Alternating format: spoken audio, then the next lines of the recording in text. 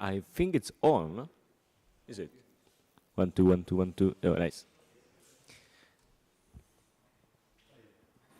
Is it right now? Great. So yeah, my lecture is about like how we managed actually to cover all Czech villages by photos in span of let's say 15 years. Just to start, good.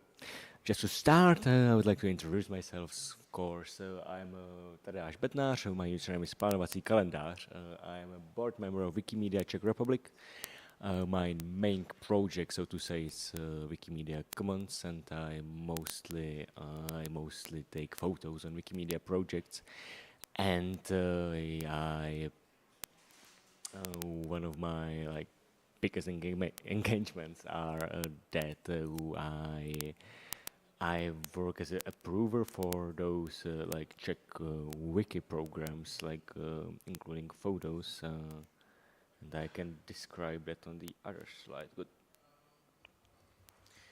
Because the history of Czech wiki photo programs are it's quite a long story. It started in 2011 when our members like tried, or at least like somehow wanted to get their expenses connected with traveling covered, and then there started a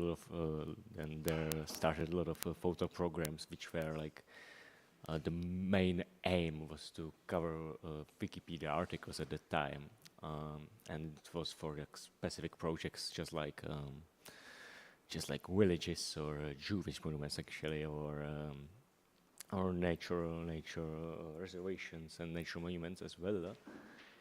And the thing is, it was that there was not really any like threshold of how would you call it? It was super easy to join in and like even to get the expenses reimbursed. So it started as a community thing, as I like to say. It started from below, not from above. And our current situation is like that. We managed to cover 15,000 municipalities without any image, and like I would believe like most of them are covered by our support. And after those years, we managed to fuse all the photo programs into a program we call it the Photograph Czechia, and they are mainly aiming on Wikidata items, and like the threshold of access is even lower now, and it's super easy to engage the newcomers, and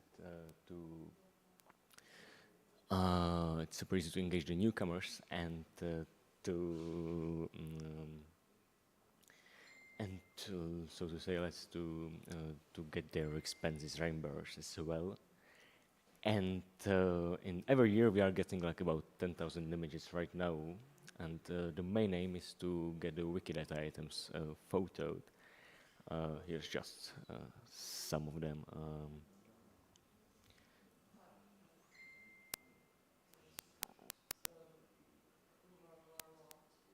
Isn't it loud enough? Oh, I'm sorry for that. So this works now. Great. Yeah, just so to say, yeah, this is good. But I'm not really not used to hear myself that loudly. Okay. Yeah. So just to get some like an image, what images we take in those programs. It's mostly municipalities, monuments, water bodies, railway stations, of course. Wikipedians love railway stations, I would say. So, and the current situation about the Czech villages, from what I last time I checked, it was like 2 weeks ago. There are just only 6 municipalities left, and I believe like at least one of them is covered by some of our photographers right now. So yeah, I hope so. We will get to the goal this year or next year, and there will be no municipalities to photo anymore. And Yeah, last thing I wanted to talk about was my so-called trip to because 2 years ago the South American tornado happened, and it was really a surprising event. And it let's say without the Wikimedia support or grants, it wouldn't appear at all, and or it wouldn't be covered like from the very next day of the event.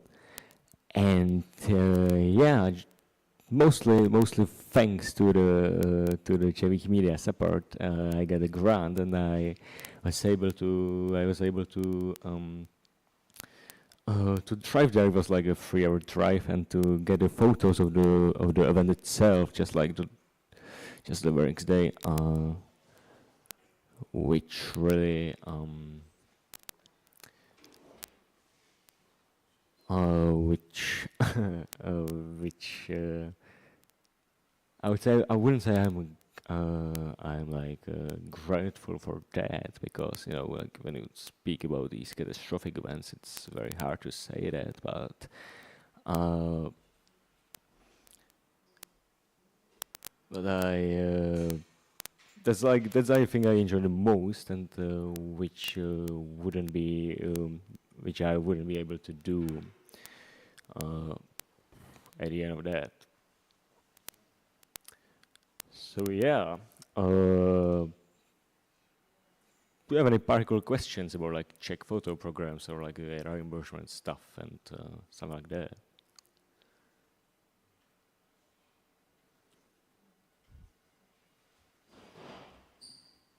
I don't have the mic here. Sorry. Yeah.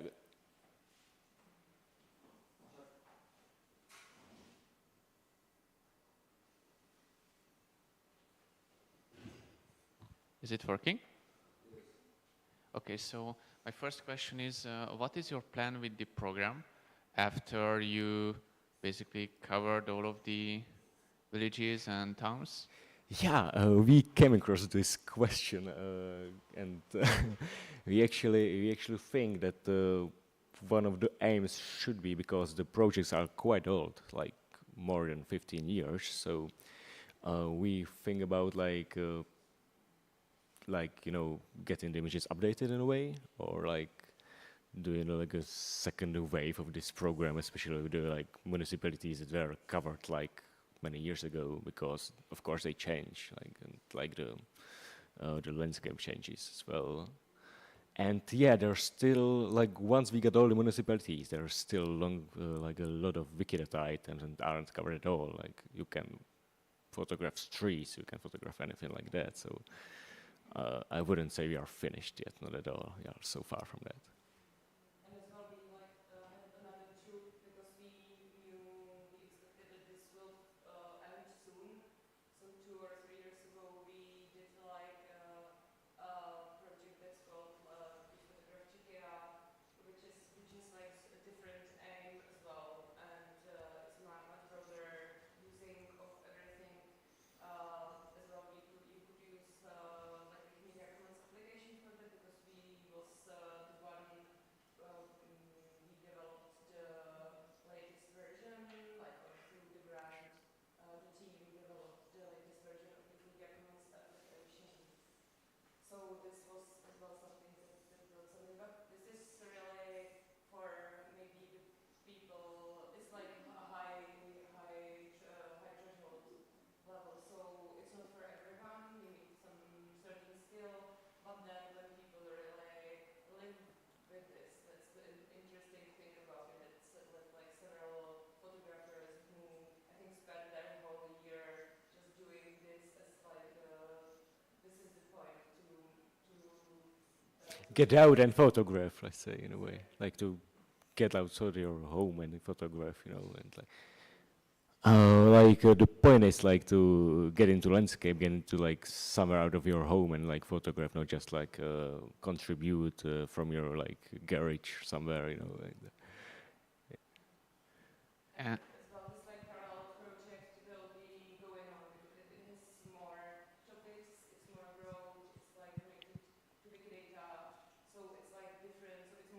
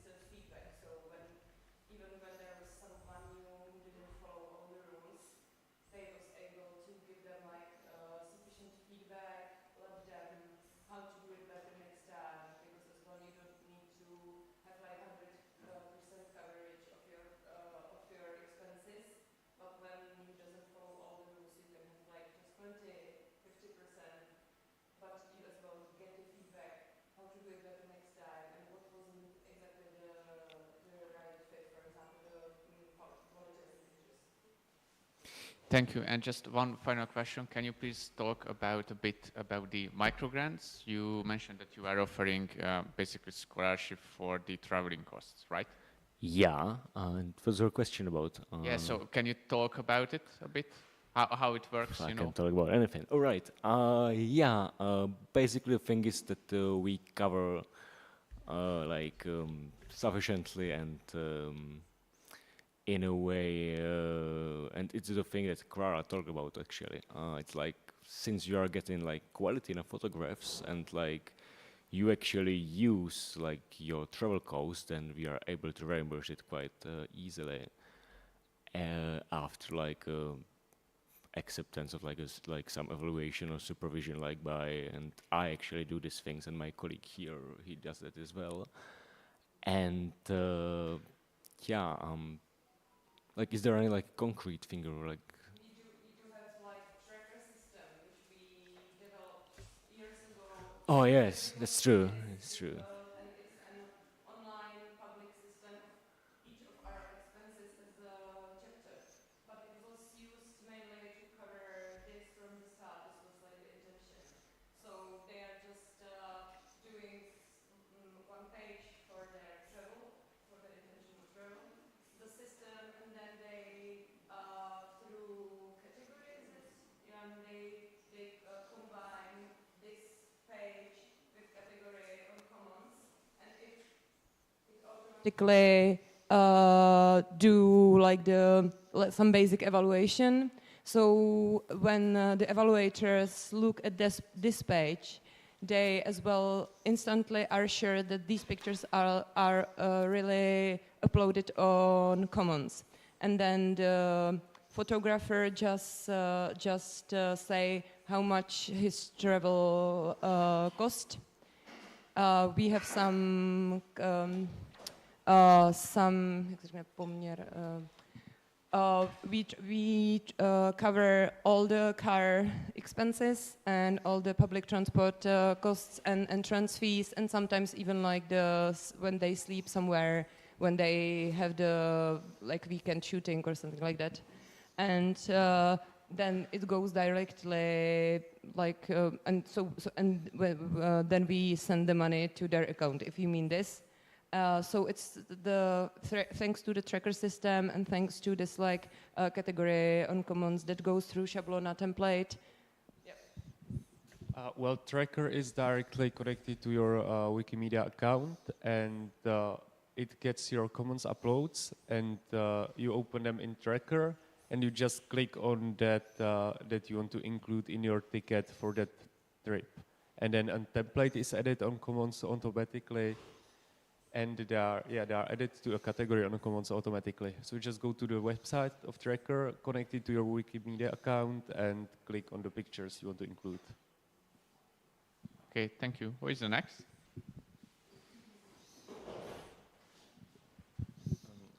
I sort of have two questions. First one is. I sort of have two questions. So first one is, I sort of missed that. How many photographers it took to cover sort of whole? Actually, it's like a small amount. Like it's about 20 in total. 20, yeah, that's quite something. Yeah, and I think a couple of years ago on one Polish Wiki conference, I heard about that. In Czech Wikipedia, like you decided to put every street on Wikidata. Yes. And sort of you can sort of upload every picture sort of and point it to the Wikidata. I'm just wondering if like the thought was behind it is like every Wikidata item with coordinates could be photographed. So even streets, even anything basically. So and yeah, that's our current aim, which yeah. So all right, yeah, thanks. Yeah, since you mentioned the streets, we also had the same idea to create Wikidata items about every single street. It's even possible to get the registry from the state cadastre because they dispose with such data, but the problem is that many street names are changed quite frequently. Oh yeah, I see. Yeah. And we need to take care about it, and it's very ardent work to hard to update, changes. I guess. Yeah. We also imported the data from like the cadastre databases.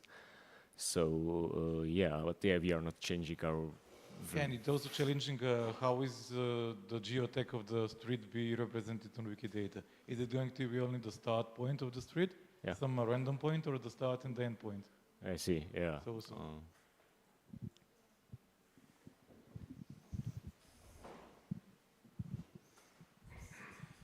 Well, we had the same kind of idea in Estonia, but we do not have so many photographers.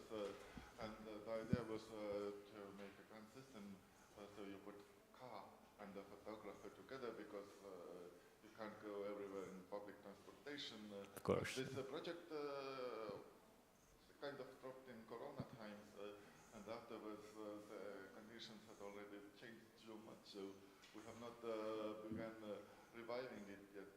But my question is, what do you mean by coverage? Like, what is the idea? What is this covering a village? What does it mean for you? Like to specifically cover, like for me it means that the Wikipedia article, like most of the monuments, or like because within a village that has like two houses, then like the two photos of two houses like make it away. But yeah, by covering a village by its article, it means for me to like once you never heard about a village and you just see the article and like you have some picture what's there, like and many we have like many of the small monuments there also have their own Wikidata item. So by covering a village, I mean like there's like you see the Wikipedia article and you know what's inside. Okay, because what we mean by covering is like if there is a river or I see. stream in a village, you take a picture of the river or stream in this village. If there is a cultural monument, you take the picture of the cultural monument. If there is something, some object of nature worthy to see, you take a picture of this too. And yes, of course, a generic picture of village. Oh yeah, I see. Yeah, and when evaluating like those like expenses, like connected with the village covering, then you need to evaluate if like because a photo of river doesn't tell you anything about how the people live there, like and stuff. So yeah, I always try to get like the reader's experience, like they should know what the village looks like just like a pond 2 kilometers away. I'm just sending the link to this system on the Telegram group. So if you just want to see in practice how this page looks like, and as well the tracker is open source. So if you ever feel like using this system, it was created by Martin Urbanec, one of our tech guys, and it's quite working for this. What's the most beneficial as well is that the photographer can stay anonymous. He just fill his bank account, and he can still be just under his wiki name. So we don't technically need to know him or even meet him. So it's still like the anonymous system that works. Yeah. Right. Yeah, I think we're getting out of time. Is there any like last question, or are you fine?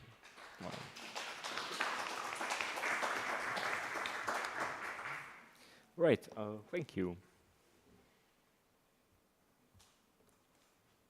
The laptop's not mine, so.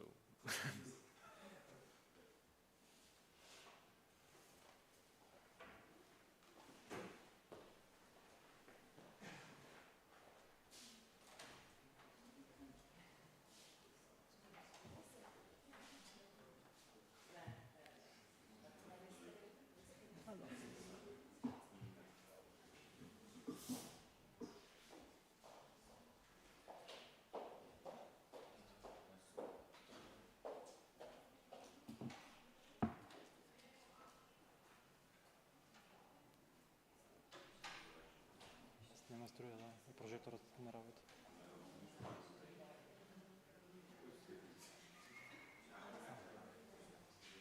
Някой кабел сигурно имате излечен.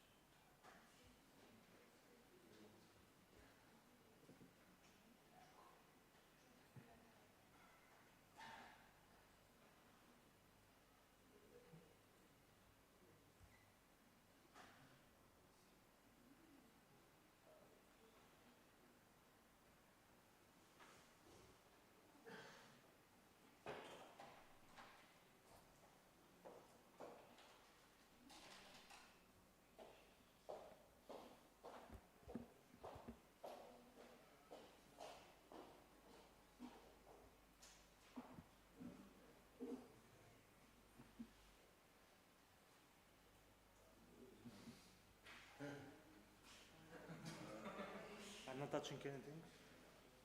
It does not depend on you. Yeah. It's not you. I think some things with electricity, with the cables, maybe, I don't know. Or maybe something. Yeah?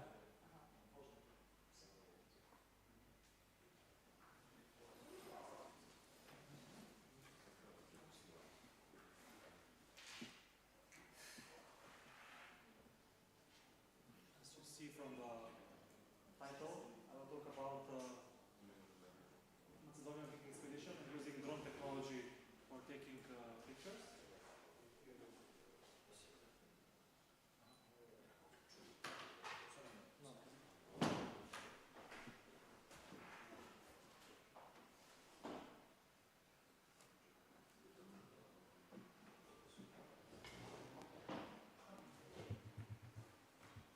Do you have some Information of the previous lecture, but this is the Macedonian case. And it's about the expeditions which we are conducting in our country.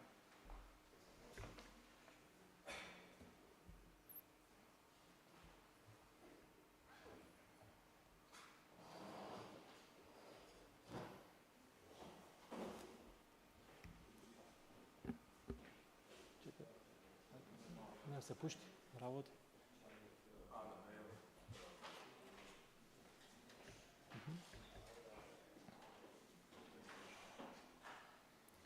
So I will share a brief history for the Macedonian Viking expeditions. You hear me? Yeah? Okay. So Wiki Expedition is a research project of our association Shared Knowledge and the Macedonian Wikipedia, which aims to help to improve existing and create new articles for settlements, geographical area, monuments, monuments of culture, social institutions, and natural sites of the entire territory of the Republic of Macedonia and Wikipedian Macedonian language. This project is applied since 2015, and for full 8 years we are exploring Macedonia, and we are contributing to and uploading materials on the Wikimedia Commons. So first, at the beginning, before 2015, it was only just idea discussed by the members of the Macedonian Wikipedia community. After that idea, after several meetings, interested Wikipedians started initiative for starting Wiki expedition on the territory of Macedonia. After the meeting, we planned to visit 4 various regions in Macedonia, but exactly there were 6 regions visited in 2015. The first expedition took place in April 2015, surrounding the city of Negotino and its villages. In the first 2 years, like I mentioned, 2015-2016, we conducted 6 different expeditions. Then the next 2 years, 2017 and 2018, we conducted 5 expeditions per year. And after that, we standardized the expedition for 4 per year. And all of them will last 2 or 3 days per expedition. Usually we take the expedition on the weekends. It's very important to find a proper model when you're conducting wiki expedition. Thank you. So you have to find or address how you will transport, which people you will take, what roles that people have, which place you will visit, and what materials you will use for the wiki expeditions, for the exploration. Also, it's worth to mention you have to map before expedition where you have to go. You have to find the regions which are not well so covered on the Wikimedia Commons. So you should not go to places which are popular and have 1,000 pictures of one place. So you should go on places which are remote and there are no information about that places. Pictures from everything.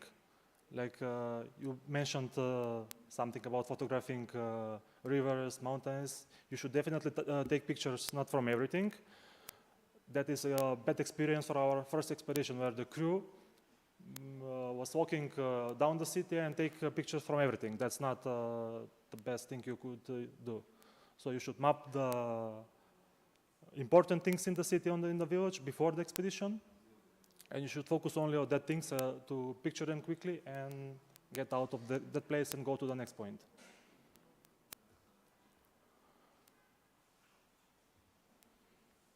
Panoramic photographs. I think these are the most important photographs which can be uploaded on the Wikimedia, especially from remote and small villages, which are not that popular in your country.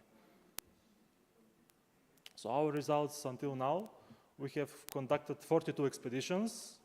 We have covered 1,000 villages from 1,700, not like the Czech who covered all Czechia, but we covered 60% of our territory.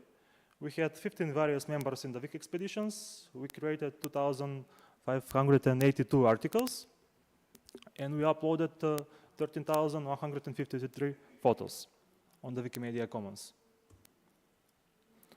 No, so about the drone. We purchased the drone in 2021, so after the corona.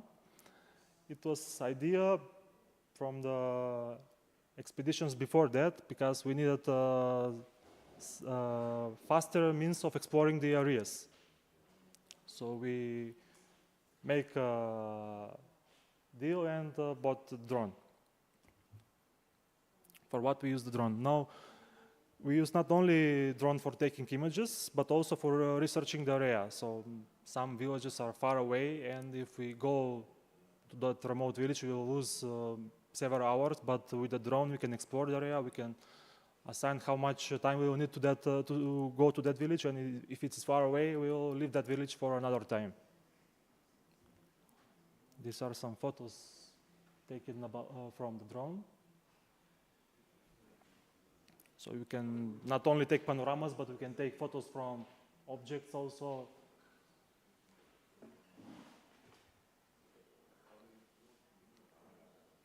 And we can take the photos of the churches, from the monuments, from the rivers, and etc.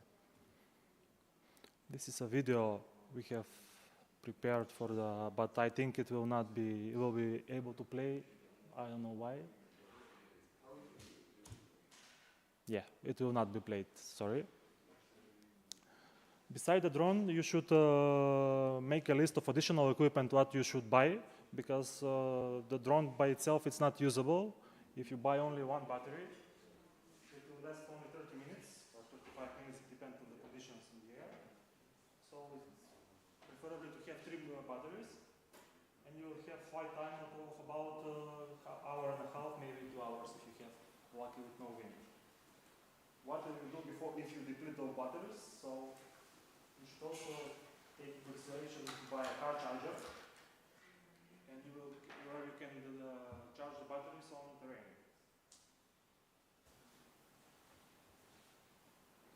So these are some drone operational requirements. These are general assigned from Eurocontrol.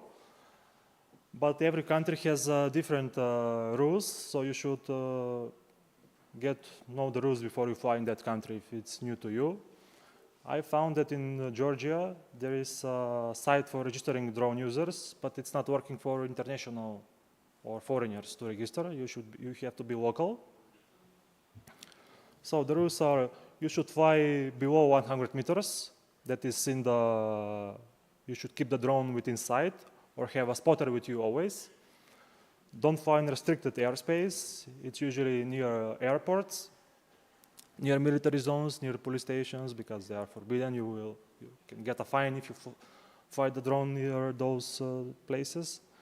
Don't fly near other aircrafts, especially near airports. Like I mentioned, this drone and DJI drones have ADS technology, which are picking up the transponder from the aircraft, and you are displaying a message on the remote if you have aircraft near you. You should not fly the drone over a group of people or near stadiums or sporting events. This is because in the event of disaster, if the drone fails, it can fall on the people and make someone hurt, or even there are dead people from the drone. Special cases. Don't fly near emergency responses for such as fires, ambulances, and disasters, because these are places. Don't fly under influence. What this means. Don't fly if you have drunk a little bit of alcohol or some other substances, because dangerous. And always check the regulation if you fly in another country. I will take the example of our country. We have strong regulation, because you can see we have to have the flag on the drone. We have special register numbering on the drone, and before flight, we always announce our flight's operation in the Civil Aviation Authority agency on our country. Without this checklist, maybe you'll get fined, or you'll never be able to fly again the drone.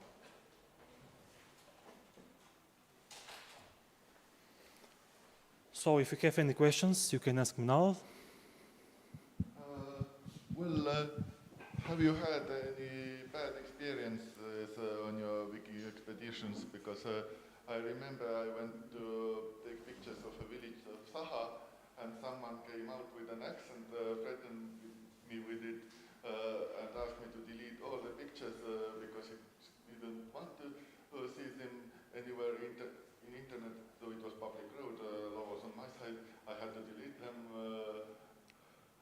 Have you had such experience too? We had experience with people which are requiring not to photograph places, but we have freedom of panorama, so we can take pictures of everything. We are not photographing people, because that's against the rules, but if we want something to picture, we'll take picture of it. No one can forbidden. I did not nothing. I didn't do anything against the law too, because I was on public road. I didn't take pictures of people. I was taking just a panoramic picture. You just take the picture and go. You don't mind the people and something like that. Yeah. Local people came and almost threatened me. Yeah, that's bad. We had a bad experience with the drone because I forgot the papers for the drone, and we were flying in the border area, and the police came and was looking for the documents. But fortunately, we got lucky that time.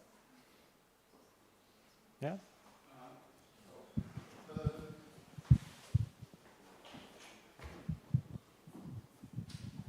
Just a comment.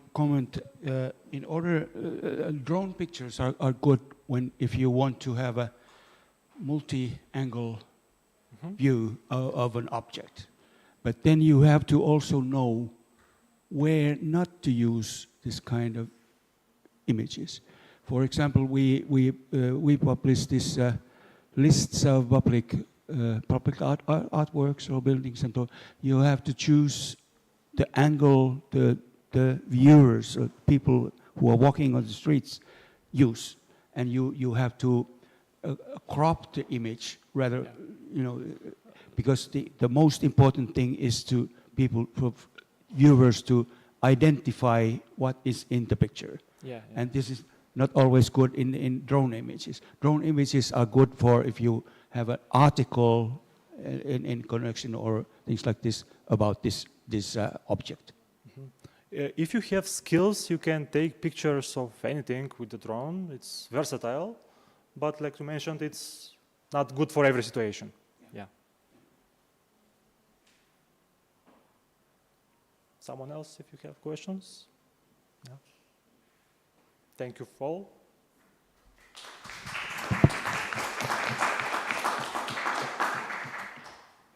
I will leave the aircraft on display. If you want to see them or ask me a question, I'll be here.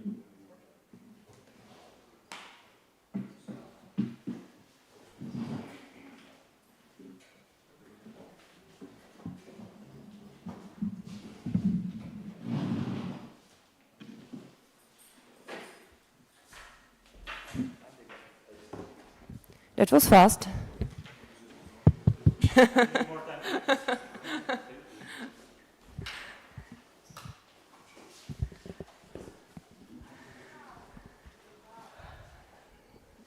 Jo, děkuji ti. We prepared a short video for you to not to bore you to death.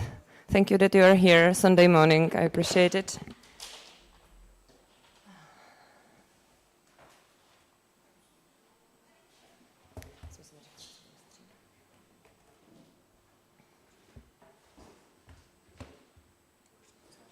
Ne, jenom pak to potřebuji prokliknout na tu.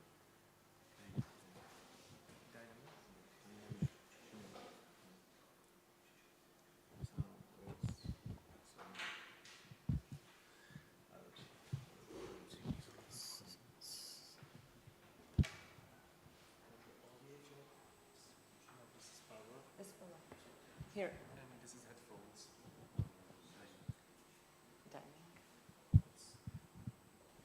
Sorry. The video? But I don't want to play it now.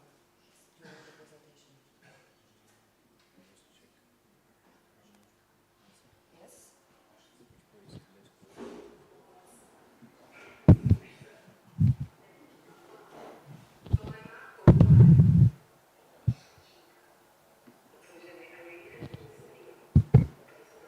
But I think it's okay. We can play it like that. It has subtitles. It has subtitles. It's just that's okay.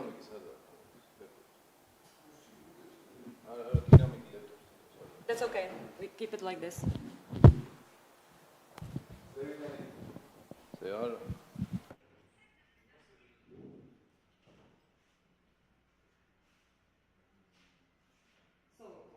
Before the guys solve it out. Our presentation is about how we use thematic challenges for the Czech community. I'm quite sure all of you are quite familiar with the teams, with competitions. Everyone probably offers something in your own community, or who of you ever participated in any wiki competition? Did you ever participate in any competition? Photoshop, editor competition. Thanks, great. And whoever organized something like this? Kirill, definitely, yes, perfect. So, I'm quite sure you all have all of experiences. What we want to show you is what we are maybe doing in a different way, and maybe why, how it works for us, because then as well we can compare how it works for you and what are the differences. So what are we to tell you what to do? My name is Klára Joklová. I'm executive director of Wikimedia Czech Republic. My name is Jan Beránek, and I'm coordinator of programs for editors at Wikimedia Czech Republic. Yeah, and we haven't decided who will exactly tell who, so we will. This is freestyle. What does it actually looks like? You can see one of our colleagues who helps one of our seniors during one event. It's always an editing or photo challenge or contest around a specific topic. We decided that the challenge and the contest always lasts at least a month. And what's I think maybe unique about this is this is a mix of several online and usually on-site events like editathons. Because what happened in the past years was that we got a competition or challenge, and then it took some special energy to bring people to, then one of our colleagues was overwhelmed by this. So we decided, hey, let's just join the forces of the whole team and let's just put this as the main event during some period of time. Usually we do it in 3 months. So we have time to prepare, we have time to call the partners on time, and as well as we plan this at least one year in advance. Now it takes us, it allows us to even invite more strategic partners such as universities or museums who as well planned 1 year in advance. Do you want to cover some goals? So why do we all of this? What's our goal? Of course, we want to get new people to edit Wikipedia, and we think it's a great way to attract them because our challenges are quite attractive. We want to motivate the current Wikipedians to add more content as well.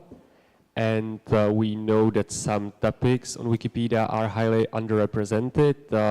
For example, articles about women, articles about human rights. So we want to attract them to these, maybe for some Wikipedians, unattractive topics. And we want to get them to join our activities, to join the activities to Wikimedia Czech Republic, and to link it to our other programs, educational community partnerships. This is our 3 main program groups. Education, of course, it's education, you know what is community, it's focused on supporting our existing community and partnerships, is GLAM, advocacy and everything. So we combine the forces and we plan this as the whole team. We divided the year into these 4 main topics. Women's Month on Wikipedia, which is obviously everything about, it used to be Wikigap, we renamed, our community loved it, we renamed it for this year because it has a Czech name, so now they know what this all is about. Then we prepare it, and the main contest and the main challenge is whole March. Then there's June and Human Rights Month on Wikipedia challenge, where we combine usually forces with some Czech NGOs. Then there's Czech Wiki photo competition that peaks in August or September, so the 3rd quarter, and contest Czechoslovakia 1948-89. We are now changing this to just Czechoslovakia because it allows us as well to cover the period of Second World War, basically from the creation of Czechoslovakia, which was 1918. So because we already know what we want to do, we are able to plan in advance. So this is how our annual plan looks like. We start in January announcing Czech Wiki Photo, then some more stuff. Then we have the Wikigap Challenge in March, Human Rights Month in June, and in November we do the challenge Czechoslovakia. So we can really prepare for it, plan for it. We usually start like the exact planning of the event like 3 months before. That's when we sit down and plan what we really want to do. And as well, we are able to prepare the time for example, writing the grant, reviewing have the time for writing annual report, to have general assembly, because this is as well something that's quite important to have in mind when you are planning. So the first focus, or the first topic, Women's Month on Wikipedia. And each of these topics as well has slightly different scope, which I try to underline now. Most partners for this is women gender NGOs, local institutions that as well somehow cover this topic. This year, Czech Academy of Science was our great partner, and they cover all the lots of topics about women scientists, and it brings us into their space with editathon women in science. So we can as well somehow combine what we are reaching for, which are more specific topic when there's like some content gap, with the people who can actually cover them like fully. We as well cooperate with different ambassadors on this. So we were able to brought in the past, I think, 6 embassies and ambassadors. Most of them luckily were women, so they as well help us to promote, because then when they put it into like their social media pages, then that helps. And there are like, and this is always mix of several online and usually on-site events, editathons, and we are trying always to do it in more than one city, so not just Prague, but as well sometimes Brno and the others. What we did last year was that we create Czech women Facebook group, because we somehow want to stay in touch with our participants, and we trying to share different information with them during the year and send them like specific challenges. After that, in June, we do the Human Rights Month. In this, what we try to achieve is to cover the content gap in a human rights topic. And with human rights, the topics are usually rather complex. So we really focus on creating high quality articles rather than blasting 100 articles. The topic is wider than it might seem. It's a lot of stuff: minorities, migrants, LGBT, historical events, climate change. Basically, everyone can pick what fits them. We have partnership with NGOs. They help us to cover it. For example, people in need. We try to get students to participate, and again, it's a mix of several online and offline events. What we like to do is to partner with some organization a bit more, and to do a joint activity with them, for example, International Refugee Day. Yes, this is always good when we are more like partners on their event than if they're just like partners on ours. What we as well are doing, I think 3 years in a row, it's to provide a special training for NGOs, because as you may know, they sometimes like mix Wikipedia with their like web page. So we are trying to explain them why this is not working when someone deleted their page, and that if they want to be focused on Wikipedia, they should cover their own topics which they represented, which can be migrants, which can be any social issue that they know a lot of. So, for example, this year we covered like sexual consent, which is like quite a big topic in Czech Republic nowadays. So and the Czech page didn't exist before, which is like these days strange. So when we are like trying to put like new legislative about this, for example, and we doesn't have a wiki page about this, because so the readiness of course then goes to like the tens of thousands during this month, and during year after we want to. Yep, maybe you can. Yeah, from the evaluation we could see that people look for these articles.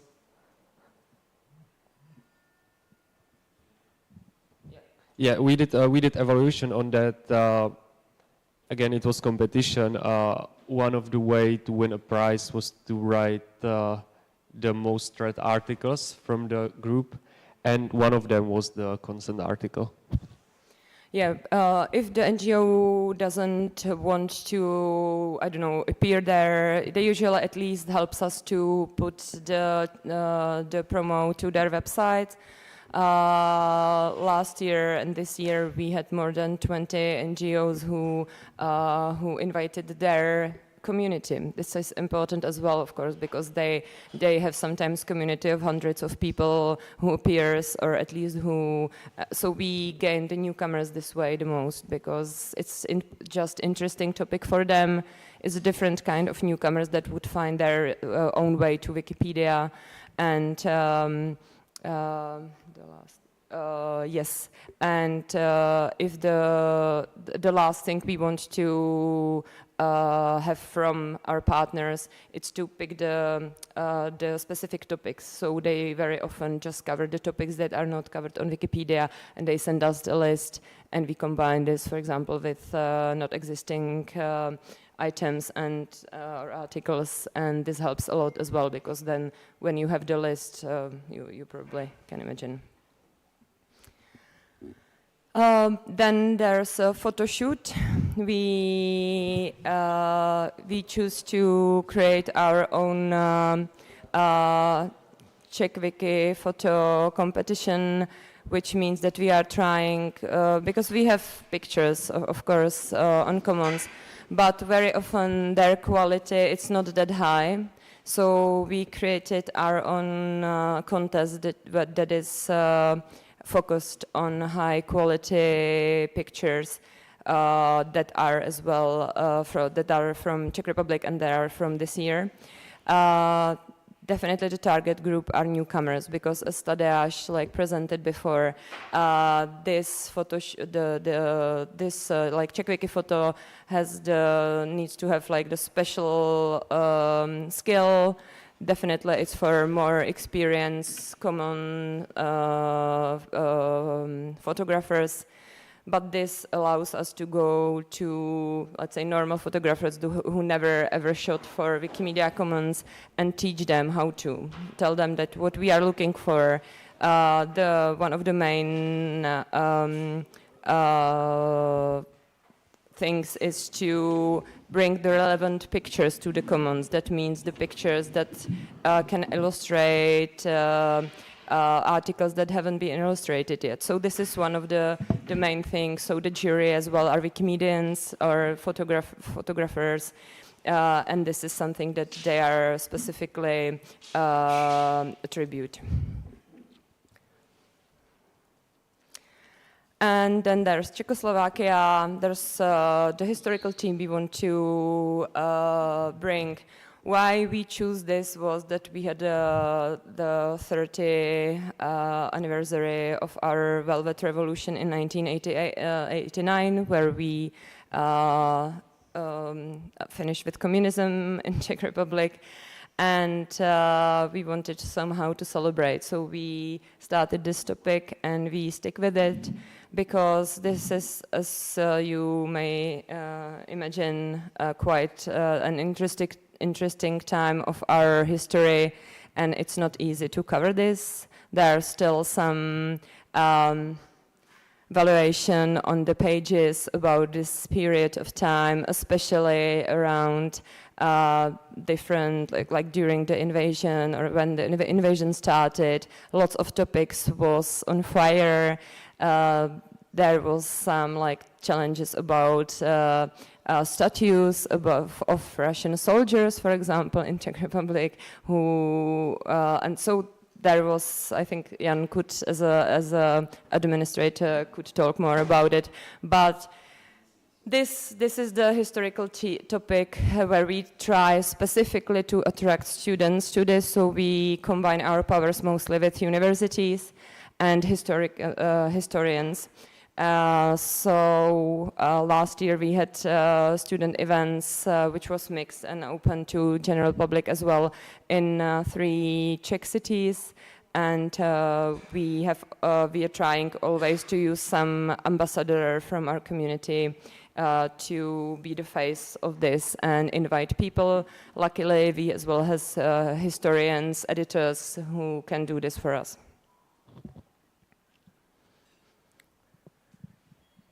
Yes, of course.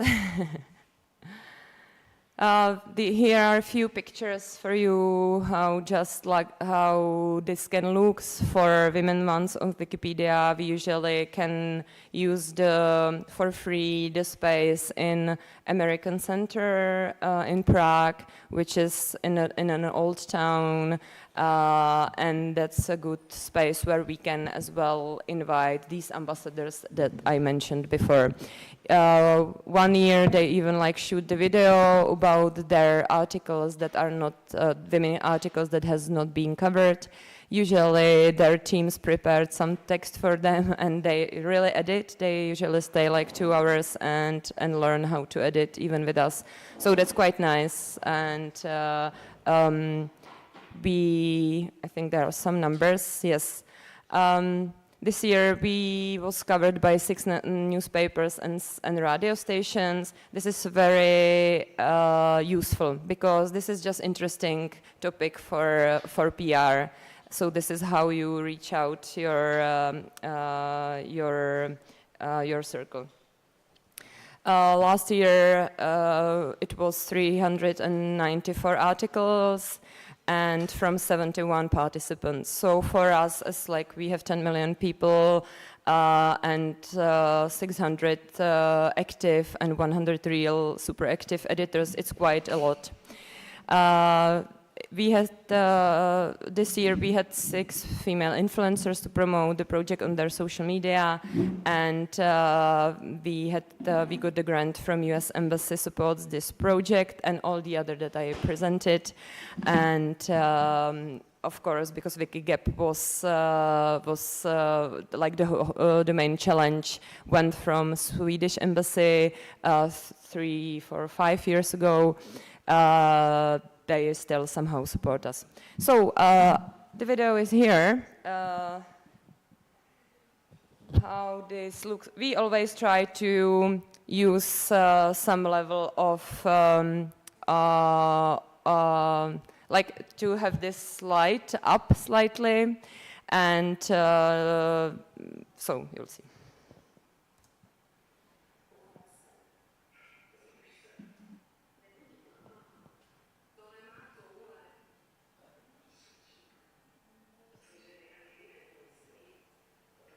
Ví, že jen 18% biografií na Wikipedii patří ženám. Možná to souvisí i s tím, že jen 1 z 10 wikipedistů je žena. Pojďme to změnit. Přidejte se k iniciativě Březen, měsíc žen na Wikipedii. A napište článek o nějaké ženě, která vám na Wikipedii prostě chybí. Třeba o mě. Chybí jich tam hodně. Pokud se na editaci sami necítíte, tak přijďte 9. března do amerického centra a my vám s editací pomůžeme. A kdybyste neměli čas, tak nezoufejte, protože do 8. dubna to můžete zvládnout online.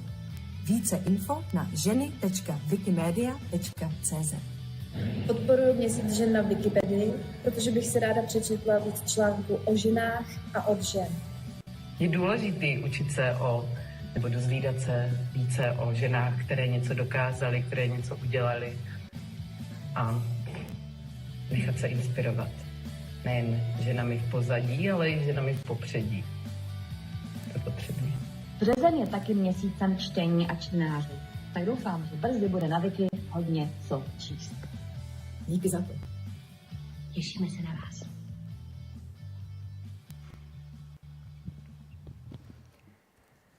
mohla. So this is one of the examples what you can try or achieve. Most of them even came in person and was there, and they're like famous faces in Czech environment. So it was fun. Also, the video you just seen was used as a reel on Instagram, and we've noticed that people did like it, and there was quite a lot of views there. Yeah.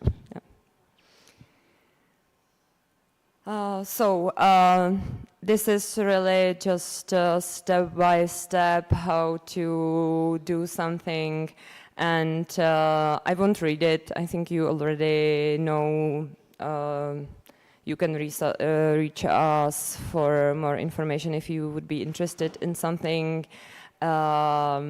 And like good thing is that our numbers are rising, that our active part of editors, our members participate as well, always their own way.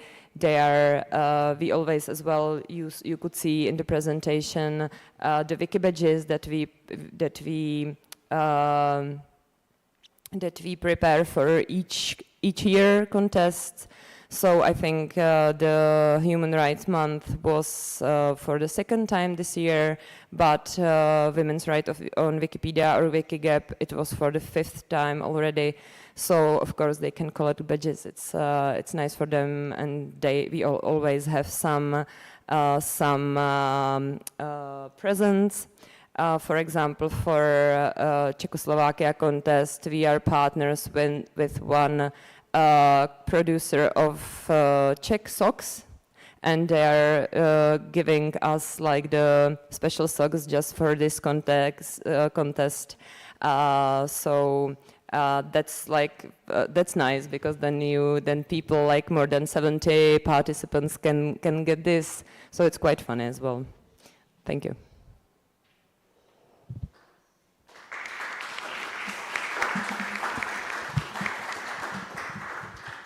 Do you have any questions?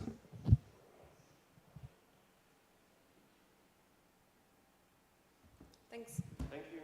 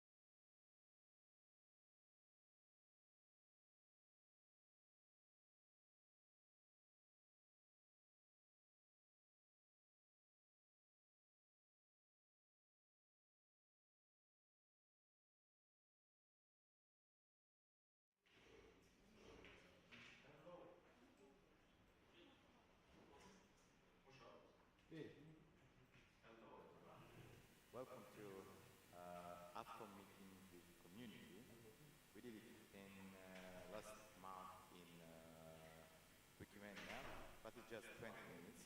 Well, exactly this presentation is 20 minutes, but... hello. Yeah. Okay, I'll repeat.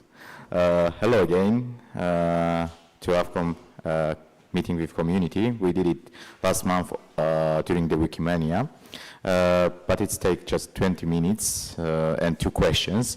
So now we will present in 20 minutes, but we also have more time for questions, and mainly we want to address your questions and, I don't know, issues. Well, issues, it's complicated, so we can't address, but at least we answer for some questions.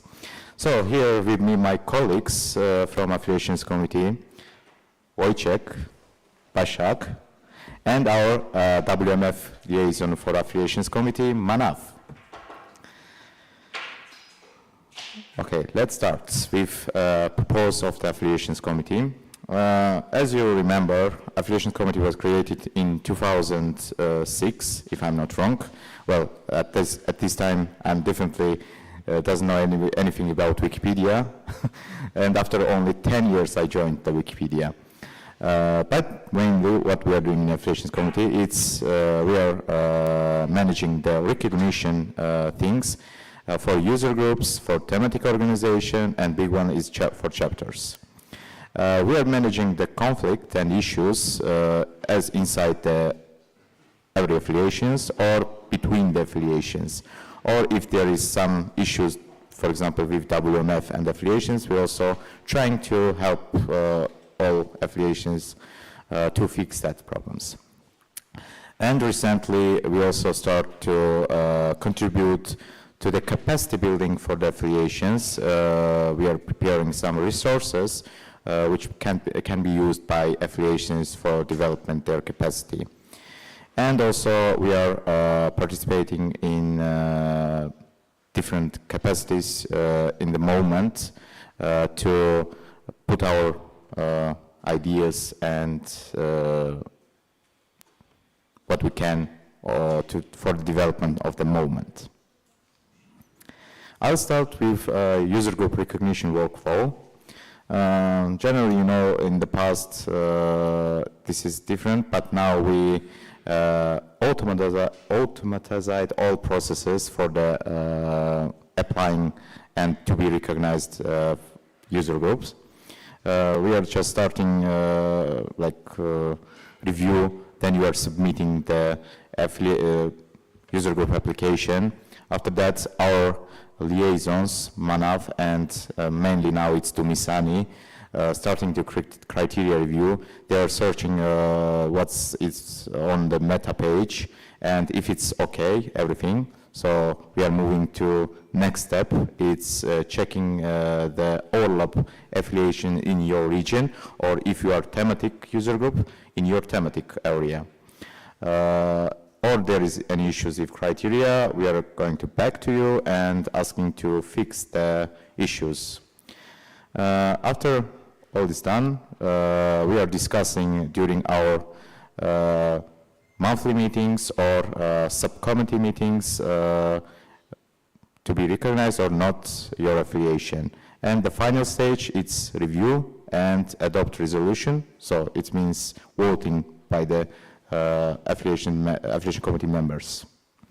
And mainly it takes 2 months or maximum 3 months, but for this year it takes more than 3 months, and it's because the affiliation committee in full capacity involved in developing the affiliate strategy for the moment, and it takes many times. And please remember that right now in affiliation committee there are just 7 persons, and historically we have like 10, 12 persons in the affiliations committee, and 7 persons, it's not enough to like timely review all applications and adopt resolutions.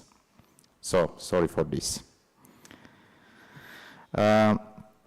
The next stage is thematic organization and chapter. It's in bureaucracy side some kind complicated than user groups, because user groups is simple form, and chapters and thematic organization, it's more formal organizations in our moment. But the system, like for recognition, the both affiliations system, it's the same.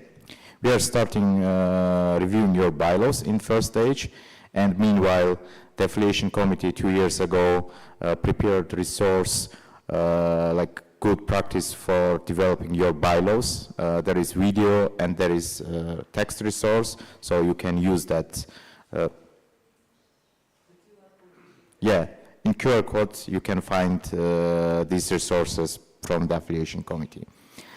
After bylaws review, we are kindly asking you to provide for us criteria.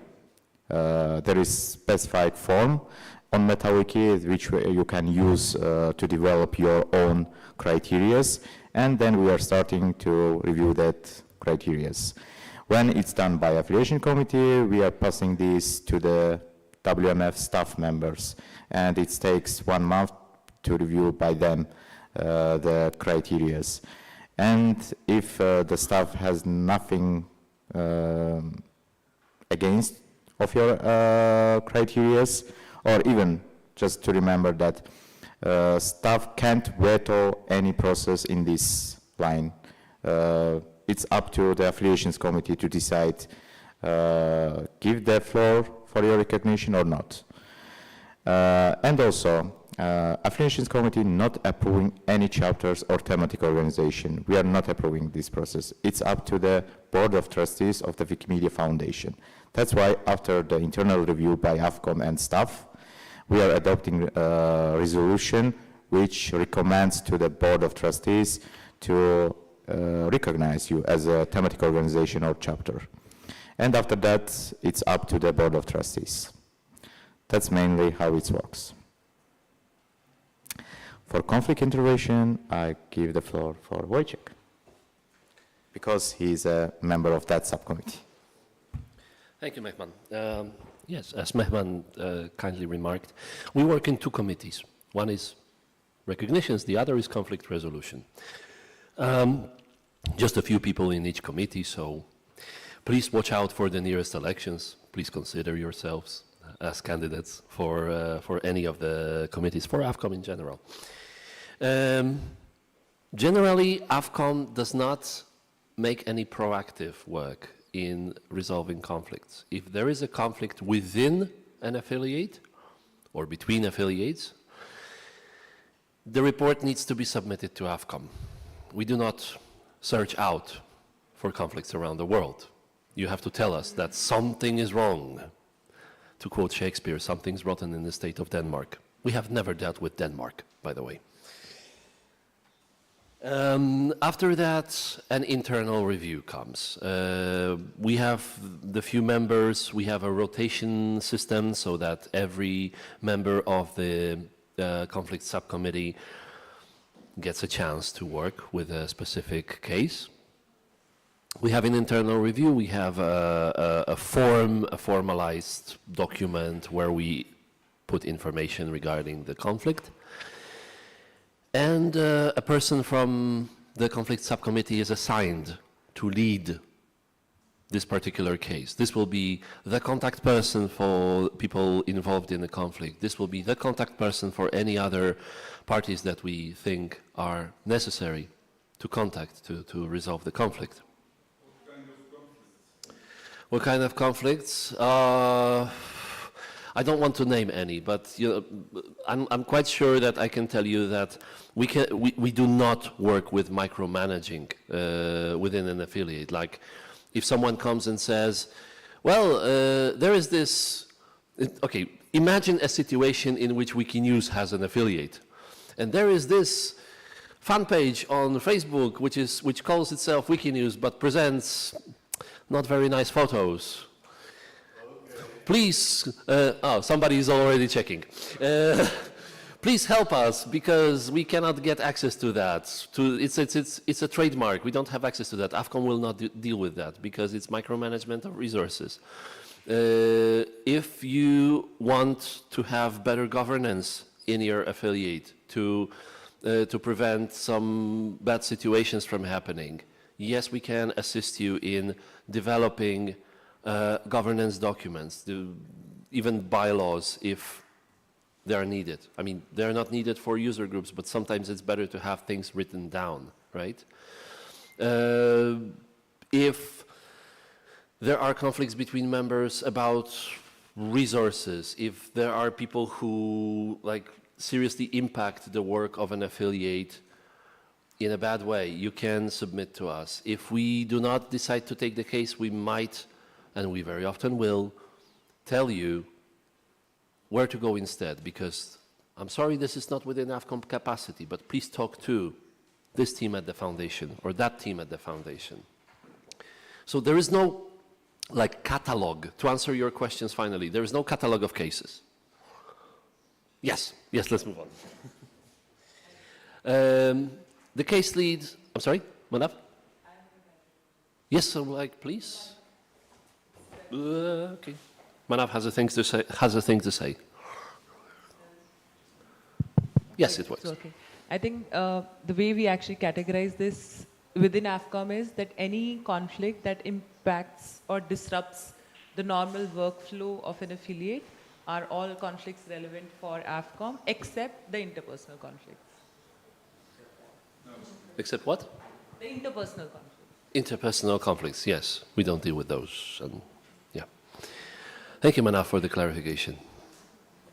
So after a person is assigned to lead the case, they do their investigation work. And this is really up to the case lead, what they want to do, how they want to approach people through email correspondence, through live meetings with video conferencing software, any kind of work that is, considered necessary to have conclusions, right? To make conclusions.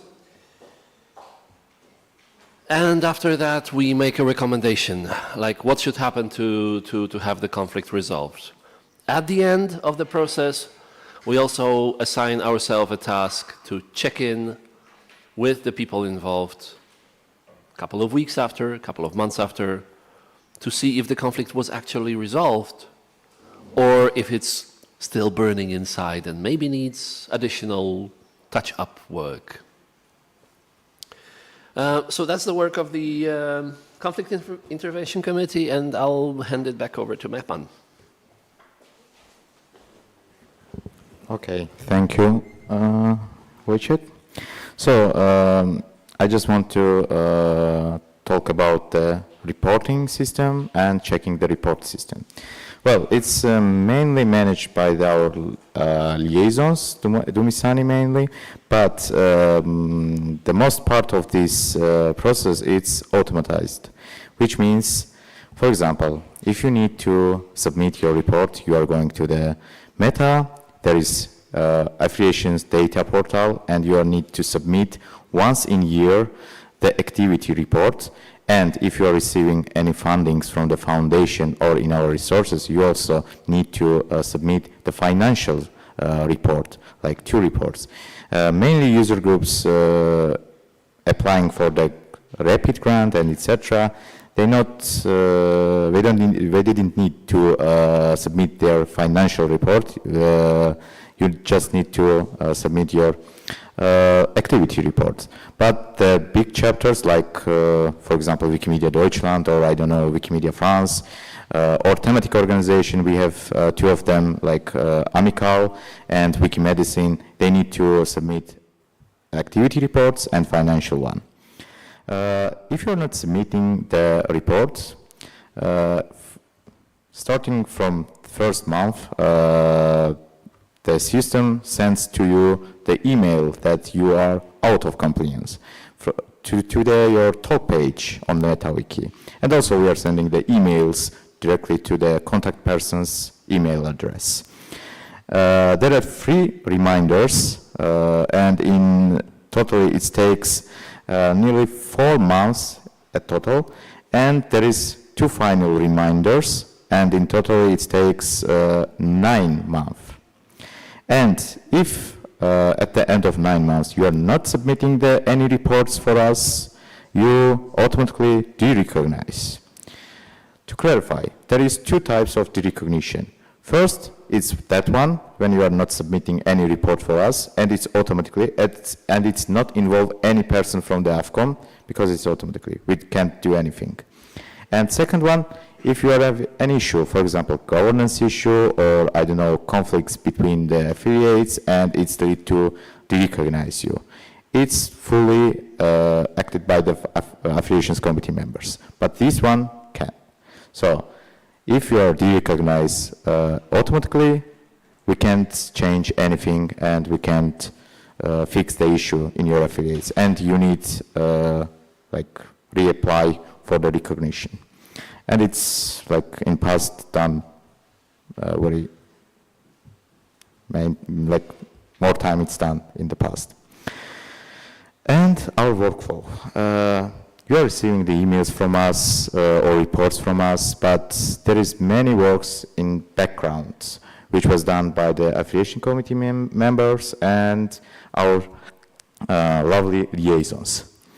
So for the workflow, we have monthly meetings. It means that all affiliation committee members plus our advisors are meeting together with the WMF liaisons plus board members, and plus if there is needs of also from the attending different persons from the different departments of the foundation.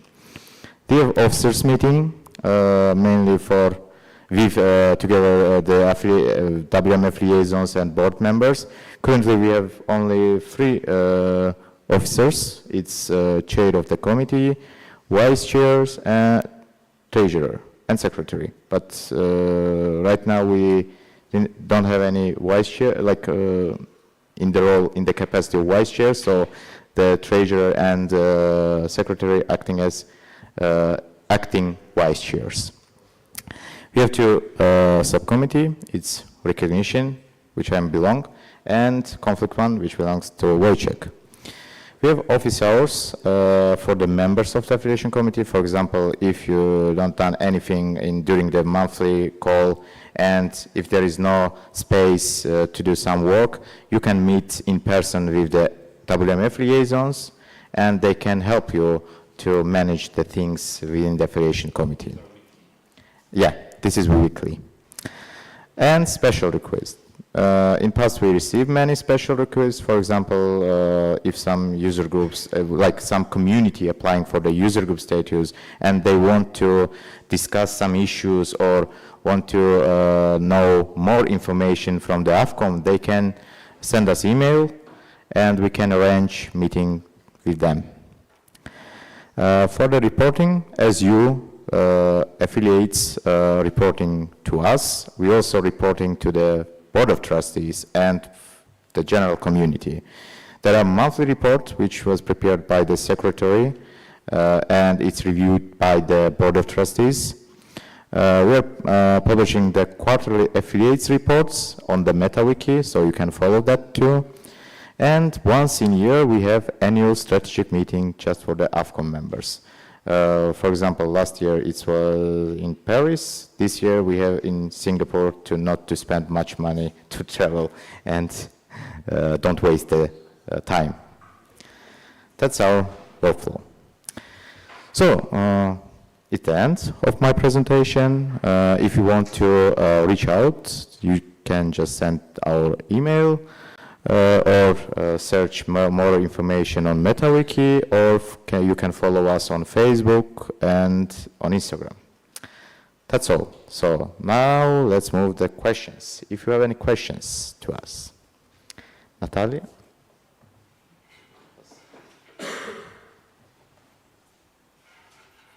Okay, thanks for the presentation. I'm very interested in the capacity building part. I think you mentioned that it's a relatively new activity of yours, and I wonder what that entails.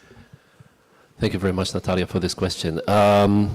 Mehman did mention that, or let's say, it's visible from the presentation that we are present when affiliates are created, when they are recognized, and when affiliates go out of business, which means when they are derecognized. But nobody has really been active in helping affiliates move along when they exist, in the middle of this process. So last year we decided that we as AFCOM members want to start this third pipeline of activities. Recognitions, conflict resolution, and capacity building. At that time we were approached by the Board of Trustees to work with the affiliate strategy, which Mehman also mentioned. So this activity was suspended, but now that the work on the affiliate strategy, AFCOM work at least, is coming to a close, we will be revisiting this. So there are maybe not that many specifics that I can offer you on that, but this is an area that we will go back to. Yeah, I can provide. And Manav can provide clarification. Sorry.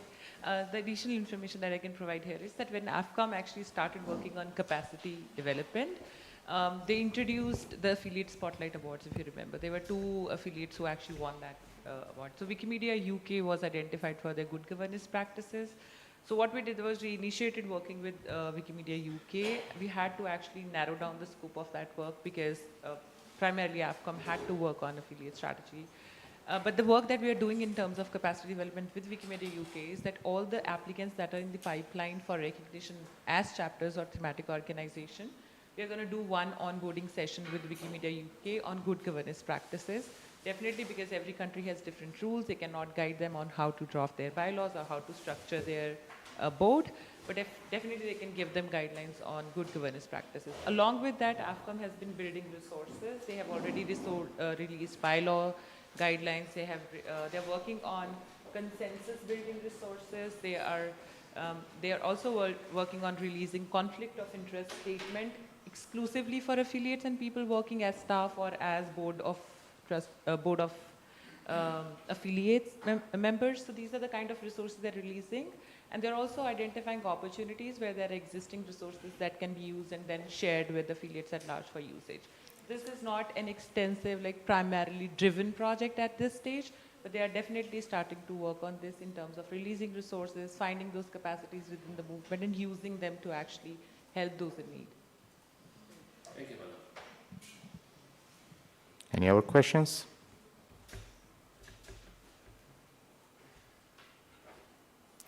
Well, it's great that we have no issues in CE region.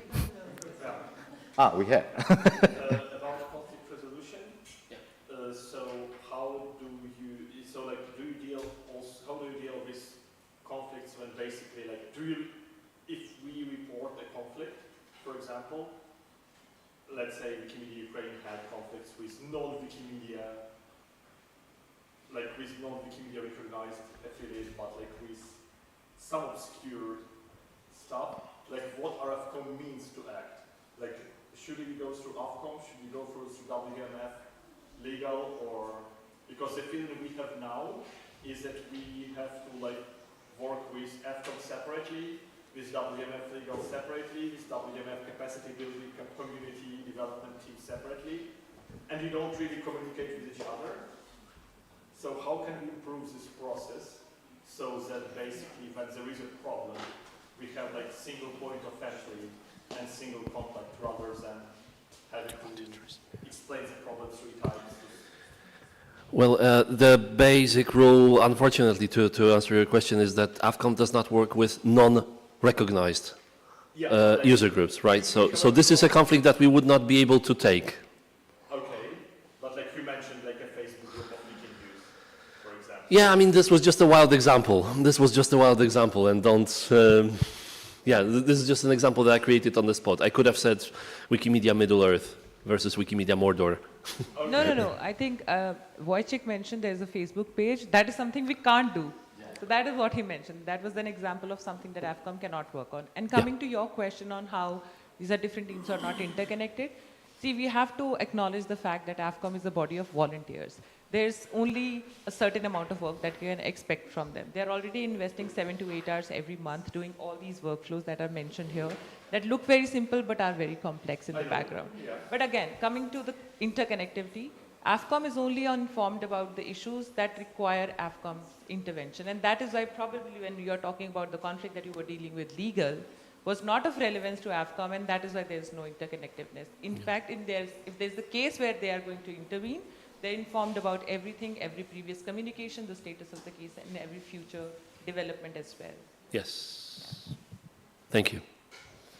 Yeah, I just want Add on to that and... okay. No. First, Mehman wants to add something, and then we'll let you speak. I'm sorry. Yeah, regarding the reporting and single point of entry, if you are reporting something to the community resource or legal or I don't know, any other department, and if it's involved like AFCOM work, they will notify us that it's your case, and we are starting to investigating together with them. Okay. So that's as a process. So if it goes to legal but AFCOM work is required, we will know. Yeah. Okay, but not vice versa. You do not report problems to foundation if they don't require you. Like if you submit the I case... love this. I think I don't need a mic to respond to this. If AFCOM receives the complaint and that requires trust or safety investigation or legal intervention, we are their liaisons to take that information to the foundation and bring back the information to the community. Rico? It's working. I'm interested in some historic cases. Do you have any track record of what was happening in like 15 years ago with AFCOM? Of course, we have such information, but due to the NDA policy, non-disclosure agreement policy, and maybe possibly also for COI, like conflict of interest policy, and confidentiality, we can't share anything on this specifically. Okay, so I'll be more specific. When there was attempt to register Wikimedia Croatia in I think 2006-07, something like this. It's a time then AFCOM was created, so... So you wouldn't have... Okay. Yeah, most probably we don't have any information on that. Because there is still a domain that Wikimedia Croatia exists with the National Register, and Wikimedia never claimed it back, although the NGO doesn't exist. Yeah, mainly WMF not like involved in this case. Yeah. Can only intervene if there is a request for intervention. There are a lot of existing groups that have conflicting names, that have conflicting existing practices, that are recognized groups who are still registered. There may be other variety of issues as well. Yeah. AFCOM cannot speak about any of those issues because the first policy that AFCOM has in terms of conflict management is that AFCOM never goes out public in terms of conflict. AFCOM lets this opportunity to the affiliate to be able to address those issues and then be able to grow beyond that. And that's why they never go public with discussions in regards to specific conflicts. But as far as these issues that never reported to AFCOM. AFCOM's policy says that they can only intervene if there is a request. And plus for the domain things, I think you need to write to the legal department of the foundation. Maybe they claim back this domain address. Yes, that's also out of AFCOM's scope. Yes. All right. Thank you. Mikola? I have a completely separate question now with the head of grant committee members. I'm for Northwestern Europe. I don't know if there is somebody from CEE Grants Committee here. I don't think so, but well, basically the problem we are having there is having like a bit of history of AFCOM opinion of on an affiliate. Basically like what we can see from Wikimedia reporting, we can see if the affiliate is compliant, which is a binary check yes or no, but then there are like different degrees of compliance. So if we know, for example, like we can only see, for example, both Wikimedia Antarctica and Wikimedia Greenland are compliant, but maybe AFCOM knows that Wikimedia Greenland has conflicts with all of its neighbors and has a dysfunctional governance, but still manages to submit reports and had like 10 board conflicts in the past 10 years. While Wikimedia Antarctica has a perfectly functioning board, is ready to share experience with everybody, and is an example of good governance. We would like to have maybe some color from AFCOM on this, or from the foundation. And as far as we know, this color doesn't exist. So we only have a yes or no compliant, non-compliant. And we are missing like all shades of compliance, basically, like, is this an affiliate who has a governance problems? Is this an affiliate who has like unresolved conflicts with like other affiliates? Especially in cases when there are several affiliates in the country, it's very difficult to see like how constructive they are. So I don't think there is a solution ready for this, but in general, is it possible to go to to have maybe access or to build like some way of knowing like how good an affiliate is in terms of like, because this for grants committees, this influences the decision. And at the moment we have only like first yes or no compliant and second self-reported information, but we don't have any like outside opinion on it. So is there a way to get something like that? Yeah, it's That's the staff workflow, and Manav will address that. So this is primarily, compliance is something that is reviewed by staff. So there are two parts of your question. First is the information that you get to review the grant applications, and the second part is regarding compliance status of affiliate. So I'll address the first part. So whenever there is a request for grants, you have grant officers allocated for every region. Me and Dumisani, we work closely with those grant officers. There's an Excel sheet of details of applications that we receive with name of affiliates on it, and we provide them additional information. We don't get into the details of what the conflict is, but we definitely provide them information about if there is something that we are aware of. It can be a governance challenge, it can be a membership challenge, it can be a discrepancy of reporting, any kind of challenges that we are aware of, we list on that. And your grant officer is your contact point to bring that information from AFCOM side to you, or from the staff liaison side in terms of compliance. When it comes to reporting, we understand there are no set standards for reporting. I mean, like if there is an affiliate that says we did 10 events, that's also an accepted report. If there is an affiliate that gives a detailed report of all the activities that they've done and it's a 24-page document, that's also accepted. Yeah. We understand that discrepancy and we're working to actually address that gap. If you'll have seen, in the last 2 years, the data portal has changed. Initially, the data portal is not an automatic portal where you can submit your reports, but is now also tracking who your primary contacts are, what kind of membership expansion has happened, if there are active list of members who are also involved. The reason is because the affiliate used to change their primary contacts, but they didn't review their contract with the foundation, and that's why we had outdated information. And then probably you had 100 members in 1 year, but then you lost some members. See, they were not active, or probably they were not interested, and you were left with 60, but we had 100 in our record. So there was discrepancy of records. What we are trying to do is we're trying to standardize those records. We do have worked with AFCOM 2 years back on standardization of reporting structure, but the question is it fair for us to actually set all those higher standards of reporting, knowing that there are very small affiliates also existing in the region who are actually trying really hard to work on those activities, and reporting is something that can be an additional burden. So this is a slow progressing area, but definitely something which has been noticed and is something that we have been brainstorming on. Yeah. Can you just quickly comment? Let's just comment it and then Jan. I think what would be really good is to have some criteria compared to the size of the affiliate, because we know that expectations from, let's say, Wikimedia Polska and, let's say, Wikimedia user group of Northwestern Russia local historians, sorry for mentioning it, painful topic for AFCOM, I think, are not the same because of the size of the group is not the same and the capacity of the group. Yeah, so it would really be an expectation for me at least, as someone sitting on the grants committee, that the quality of affiliates' work is compliant with the size of grants they receive, basically.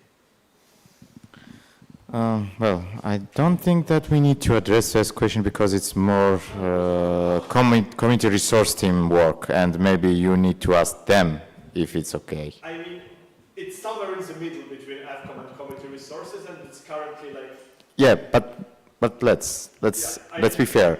We are just recognizing the affiliates on their application, and we are reviewing their reporting, reports, activity or maybe financial and etc. But we are not deciding how much money to allocate the single affiliates. Yeah. Manav did mention standardization of reports, and that's a remark that, the size, taking into account the size of an affiliate, that's a remark that I heard here very clearly. Thank you, Mikola. Yeah. Jan and Tomasz. then Tomasz. Jan, Jan. Okay, so you're a neighbor.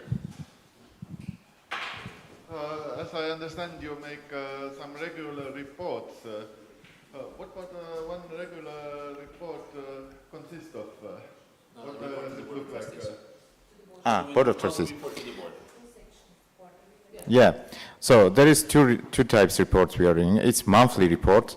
It means it like contain all information what we done in 1 month. It's consists like a monthly AFCOM call report, recognition subcommittee work report, and also conflict subcommittee work report. That's all. And we are sent to that reports on monthly basis to the Board of Trustees. And the second type is quarterly. It means once in 4 months. And it's public, and you can find it on MetaWiki. What's every 3 months? Has sections on how many affiliates got registered in previous quarter, how many affiliates got suspended or derecognized in previous quarter, what kind of success or the change of status of conflicts that have been that AFCOM has been working on, the status report of previous quarter on that. And along with that, if there is any kind of emerging scenarios of, for example, we did affiliate spotlight, that is also there. So basically, it's more like a progress report, but a quarterly progress report. Yeah. And a public version of that is also put out on Meta. Okay, yeah. Thank you. The dynamics of the affiliates. Tomasz. Okay.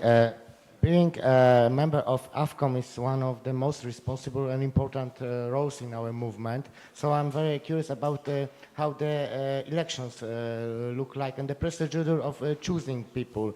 For example, if all of you are chosen by community, or some of you are chosen by Wikimedia Foundation, or how long lasts your cadency, tell us some more details, please. Okay. So first, as all affiliates has a bylaw, we also have our own bylaw, which was developed and adopted by and guaranteed by the Board of Trustees of the Wikimedia Foundation.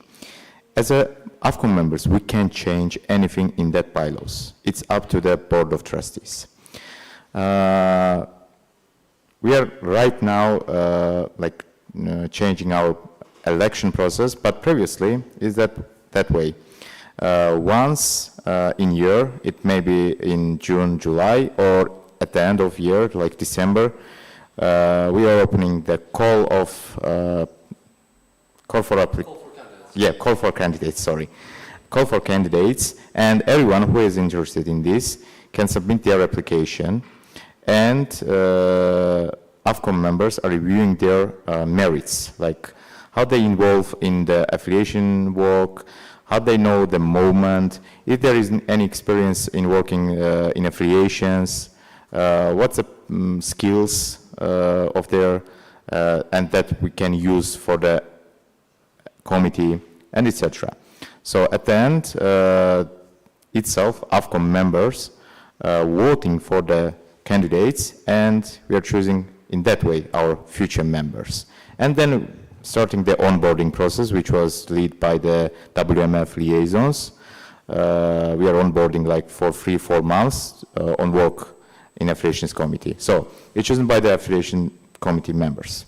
And yeah, for internal selection. I'm just repeating that it's decided by the Board of Trustees, not by the affiliation committee. And we can't change anything in the bylaws.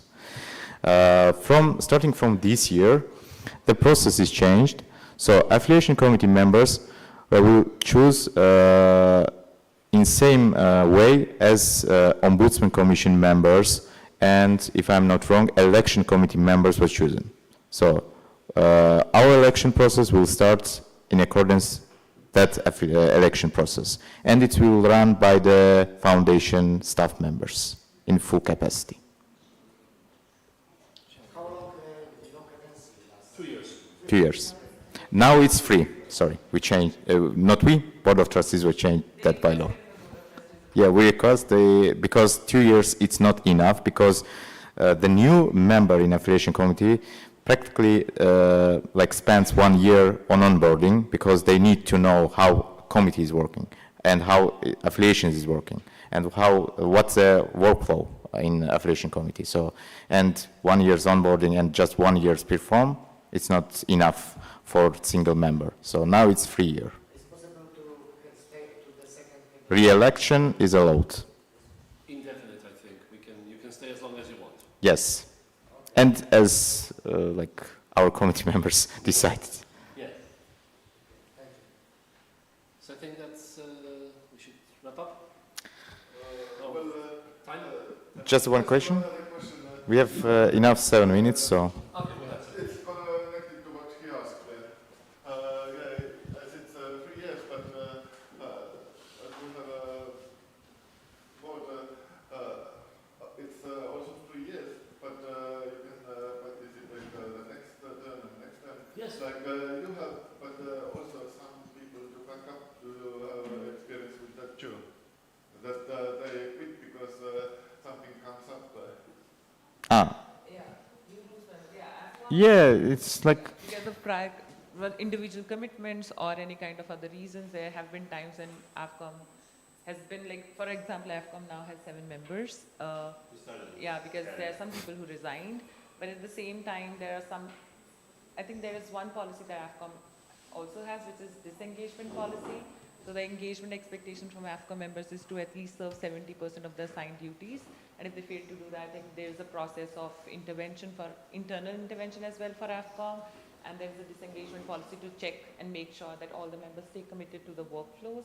And if there is someone who cannot serve the expected duties, then they should take the valid decision of probably like time off, or yeah. Yeah, they can take 3 months time off as well. Yeah. Jacob. Jacob?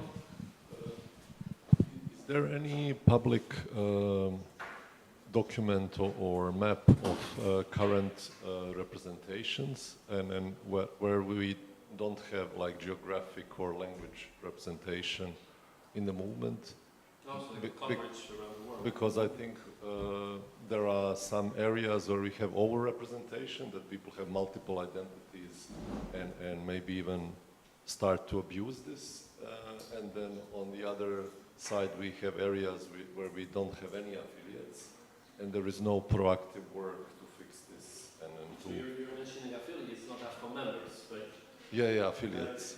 Okay. So affiliates. if you have a working document that can be seen where are like What's the affiliation gaps and where is over-representation?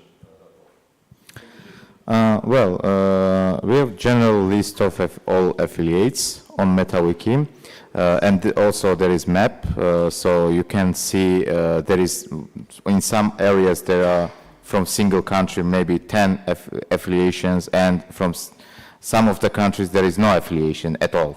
And it's not depend how we engage with the community or with the movement, because there may be a political situation not allowed that you can create affiliation, for example, in Turkmenistan. But for example, in Russia, there are more than 10 affiliates in the country. And it's okay because Russia is a big country, it's a federation. If I can add to that. Yeah, sure. If I can add to that. As a rule, chapters have some kind of geographical exclusivity in an area. But also, one more thing to mention, when we have a new submission for a new affiliate, we always try, to the best of our abilities, do a background check on overlapping cases. So when we find affiliates that are already operating in a geographical area, we always ask them, do you have any objections to this new affiliate appearing? Based on that, we issue our final decisions. Some affiliates say, yes, we welcome this new language-based user group. Some affiliates say, well, we don't feel comfortable with that. So the final decision of AFCOM is also based on overlaps with existing affiliates. So there is no report that actually researches overlaps and gaps? There's no report, no. There is no such thing. I'm just curious of that. I know So affiliate data survey report is the information which is available online. It is based on all the information which is submitted to the data to the survey that is run by Dumisani. There is information from the data portal as well. It has information in regards to how affiliates have grown over the years, which region has larger representation and lesser. Please check affiliate data report on Meta. It's a public document. No, I know where is the raw information. I just think that there is a problem with overrepresentation and underrepresentation, and it's not being addressed in a way that it's processable by people who cannot commit to digest all the information. I think underrepresentation is something which is not AFCOM's scope of work, but then overrepresentation is something that they do check. Yeah. For example, we can't name names, but if there is a region where like too many applications are coming up from one region, they definitely go and talk to individual applicants about what is the reason of them applying as an individual standalone user and why are they not working with the existing affiliates. They do make efforts to check how their workspaces are overlapping, how are they going to navigate those boundaries. And in fact, after having all those conversations, if both this applicant group and the existing affiliate are agreeing to navigate their boundaries and are setting an agreement, AFCOM has no problem in getting that recognition. So if AFCOM is just doing that, which body monitors and regulates this topic and how it can be approached? Because I think, I will repeat again, there is a problem of overrepresentation and underrepresentation, and it's not only at the point of registration, but in accessing funds, in presenting at, bodies, all of these things. Jacob, as far as underrepresentation goes, as I said, maybe without the microphone, we cannot make affiliates from thin air, right? So if there is interest, if the potential affiliates meets the requirements, we will consider this very seriously, always. And then overrepresentation and underrepresentation is something which is very subjective in this conversation. Because if there is a small country with many languages, but they're intending to actually take the word forward as individual affiliates, I think this is something where there should be policy based on how we're assessing representation first and then be able to decide. But otherwise, I think at this stage, it's too hard to actually point out where there is overrepresentation. And also the fact that grants allocation is something which is beyond AFCOM. So how grants are allocated is entirely out of AFCOM's scope of work, and they do not regulate if or not an affiliate should be getting grants. So from this, I understood, as also before, you are not doing any of these things except the registration point, but who is doing it? Is there anyone doing it? It's not for their session then, I think probably. Yes, yeah, just to be clear, the AFCOM works based on our bylaw. What's written in our bylaw, we do that work. Beyond this, we are not working. And for that question, maybe the foundation is the best body who will answer that question, because it's not AFCOM work and we can't know which department in the affiliation, like Wikimedia Foundation, working on this. Maybe you need to write, and there is like implementation recommendations, and maybe strategy people will address that question. Yeah, community resources can address this question, because everything what's related to financial things, it's up to community resource team. Tomasz?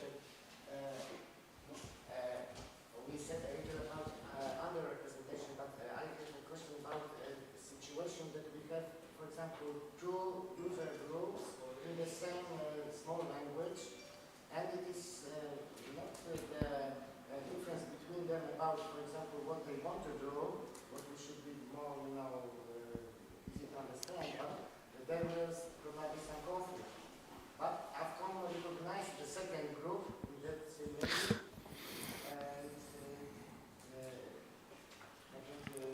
and the conflict was something in the background somewhere. Yes. So my question is why we have two instead of one bigger with better resources and the situation. Well, affiliation committee also learning from the moment. Yeah, overlap cases. So AFCOM learning this process, because before 2015 or 16, We have not, for example, 2 user groups in one country, but we love, like our moment love to experiment everything. So we also start the experiment and allow the 2 user groups in single country.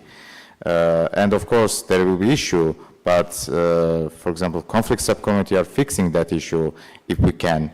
But yes, and give the floor to them. This is something that was definitely addressed because this question was in the affiliate strategy conversations that were like, there were multiple regional calls that were arranged. And there was this one question that was asked that, do you think that the number of user groups should be more or less, or should there be a cap on the number of affiliates? Because it's not for AFCOM to decide if there are enough affiliates or enough user groups in a region, because they cannot enforce limitations on how community wants to function in a region. And if there is a group seeking affiliation that can improve their local engagements or collaborations, AFCOM is all for it. But I think the question goes back to the community and how you see this functioning, and if this is something that is disrupting your workflows as affiliate, and probably this is something that will come back in the report, which is yet to be shared and yet to be reviewed. It's in process as well. Yeah, just we. Yeah, we're just learning on this process. Yeah, before 2016-15, there is no many affiliates in the single country, but then it's started grow up, and we can't stop this grow up because, well, there is different thematic scope, different regional scope, so it's okay. As I mentioned, for example, in India we have 15 language, and if this, like all language community wants to have a affiliation, it's allowed, it's not prohibited. But with the strategy, like we need to know what they want from a Wikimedia Foundation, from the AFCOM, and how they will work in the future. But we can't prohibit like growing up this number in the India. As I said, we try to address that in overlap cases when a new application for an affiliate comes. And if we decide that a new affiliate can operate in the region, but there are still conflicts because some border areas, gray areas are not resolved. Maybe that's a case for conflicts subcommittee. Maybe that's a case for, I don't know, community resources team, right? We try to do our best to activate affiliates. Yeah. And also, MCDC team is working on this case, like on this issue. They provided the draft version of the hubs, AFCOM work, and etc. So you can read that, and maybe you can find some useful information in the MCDC drafts. So as you see, a lot of work is still being done, is still being developed. This situation, yeah, it's not perfect. We're trying to make it more perfect. Yeah, and we are growing just. Yes, as with the whole movement is growing. Anyone else?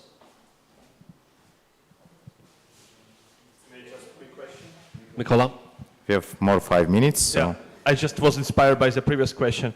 Do you provide any help to like affiliates which are at the creation stage? So like you mentioned that you will provide like a capacity building for affiliates, but we see cases when there is a group which is trying to build an affiliate and maybe is doing it in a strange way, that it takes ages to build. So like how AFCOM can help there?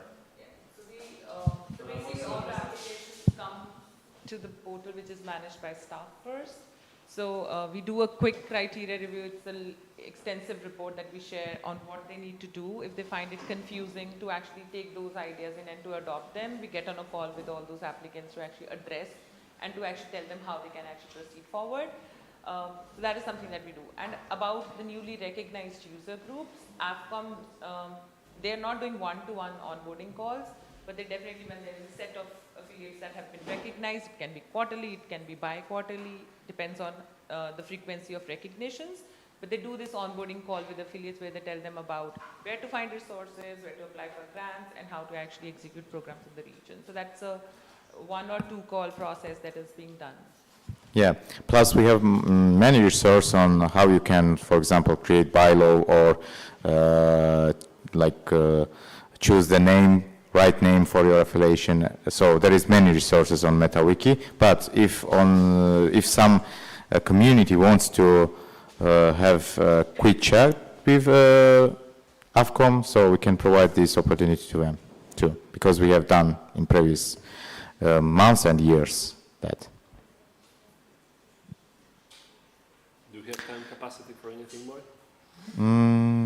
I guess no. 3 minutes, it's not there's enough. the next session. Yeah, and next session. So thank you, everyone. And if you have more questions, just write us on email.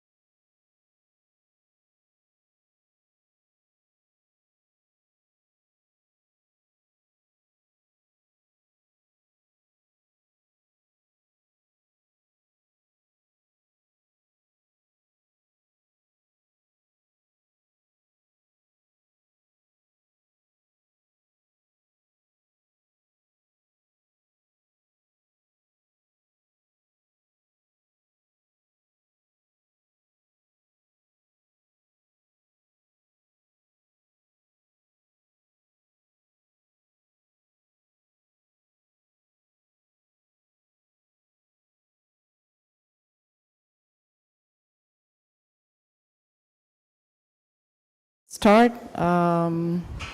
Thank you for staying with us. My name is Natalia. I am ED of Wikimedia Poland since October last year. I'm also new to Wikimedia movement. And I'm here with Tomasz. Hi, I'm Tomasz. Okay, so we decided to give a presentation on this topic because we believe it's important for, especially for affiliates who have paid staff. And Wikimedia Poland grew a lot for the past year, from I think 6 paid employees to 11. All of them have full-time permanent contracts, and being an employer is a huge responsibility. And that also means that we fall under a set of regulations called Labor Codex, and paid labor is heavily regulated in Poland. So we have some legal duties, and having an anti-harassment procedures is one of them, but that's not the only reason why we focused on this topic. And supporting the board in implementing, creating and implementing such a procedure was one of my first tasks when I became an ED. And today we just want to tell you, we are not experts in that topic. Even though I've been a manager for the past 17 years, a professional manager, I still feel like I'm learning. But we do have some experience now with that. I would prefer to say we don't, of course, but this is not a purely theoretical presentation. We've learned some things, and we just want to tell you what we've learned because maybe this could be valuable for you. And we just want to raise awareness, that having strong internal safety mechanism is important for all types of organizations, not just for affiliates, I believe. But having a paid staff is is another level of responsibility. And also, our staff members told us themselves that they need such procedures to feel safe, and when they feel safe, they are more engaged. That's an obvious reason. And what do we mean by anti-harassment policy? It's not just about harassment. It's about harassment, mobbing, and discrimination, and I will give definitions of that a little bit later. And it's a safety regulation that we used to protect our paid staff, but also the board, our contractors. the number of financial operations of Wikimedia Poland grew from 100 to over 200 a year. So there's a growing number of stakeholders that is engaged in our actions, and we also have to think about them. But also trainees, like for example, only this year we have more than 12 trainees, and they also need some sort of protection. And universal code of conduct is not enough to give them that feeling of safety. And you can read a deep post about how we prepared the procedure. I'm not going to talk about this. It's a rather boring but necessary process, but it's also worth getting to know. But today I want to speak more about practical lessons. So what does harassment mean according to our procedure? It's an undesirable conduct. It can be a one-time action that has the purpose or effect of infringement of the dignity of another person or creating an intimidating, hostile, degrading, humiliating, or offensive atmosphere.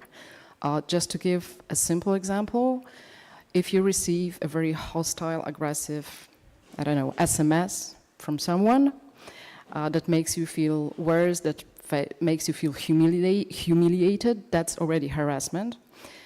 Even though also harassment can be associated with all sorts of actions in sexual context.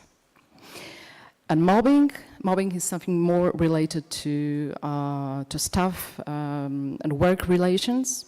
These are actions or behavior relating to an employee or person performing work on another basis, right? So not just permanent contract staff, but anyone that has any work relation with the organization, directed against an employee or person performing work for any other basis, consisting of persistent and long-term harassment or intimidation, causing or resulting in lower assessment of his or her professional suitability, intended to humiliate or ridicule, isolate, eliminate.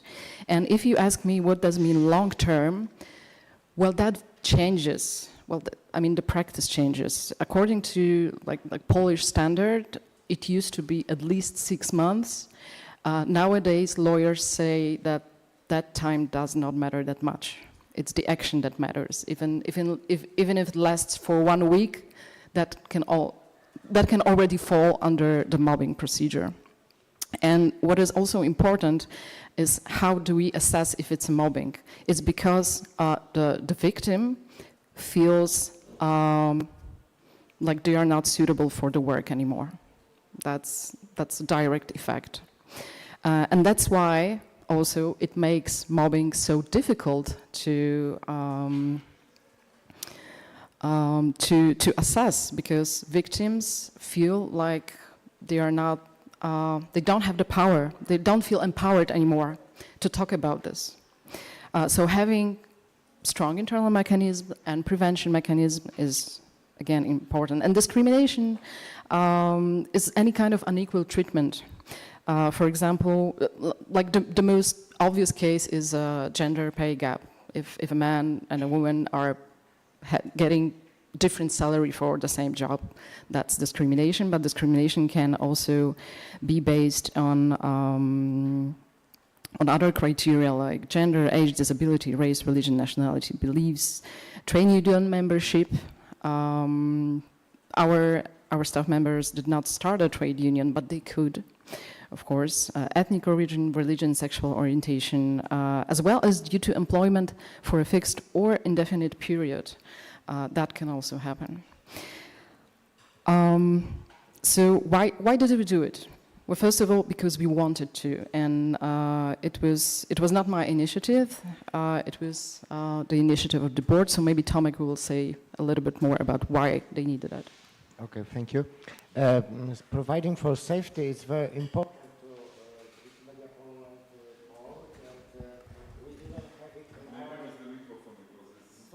Okay. It's so important that we have even that goal in our strategy for years 23-25, and the goal is we form a friendly work and a collaboration environment for our members, volunteers, staff members, and partners. And partial goal was we use an anti-mobbing and anti-discrimination mechanism. So we decided in our strategy that we prepare that document, and it was a big process, and it was very important for us to have it write down and prepare it in the best standards as we can to do it. So this is our initiative from our internal feeling that we need it, but also is the second reason. And Natalia, please say about it. Yes, so even if we didn't want to, every employer in Poland is simply legally obliged to prevent harassment, mobbing, discrimination. The law doesn't say what does it mean to prevent. But the most obvious, the most common thing is to have a clear procedure that is being communicated to staff and other stakeholders. So we decided to follow like the most reliable path. So basically, how does it work? Any employee, contractor, board member, or trainee can file a complaint against someone else's behavior, and it doesn't matter who that person is. It can also be a former employer, contractor, board member, etc., and even can be like even from 5 years ago. It doesn't matter. According to law, we have to create a committee that will investigate that case.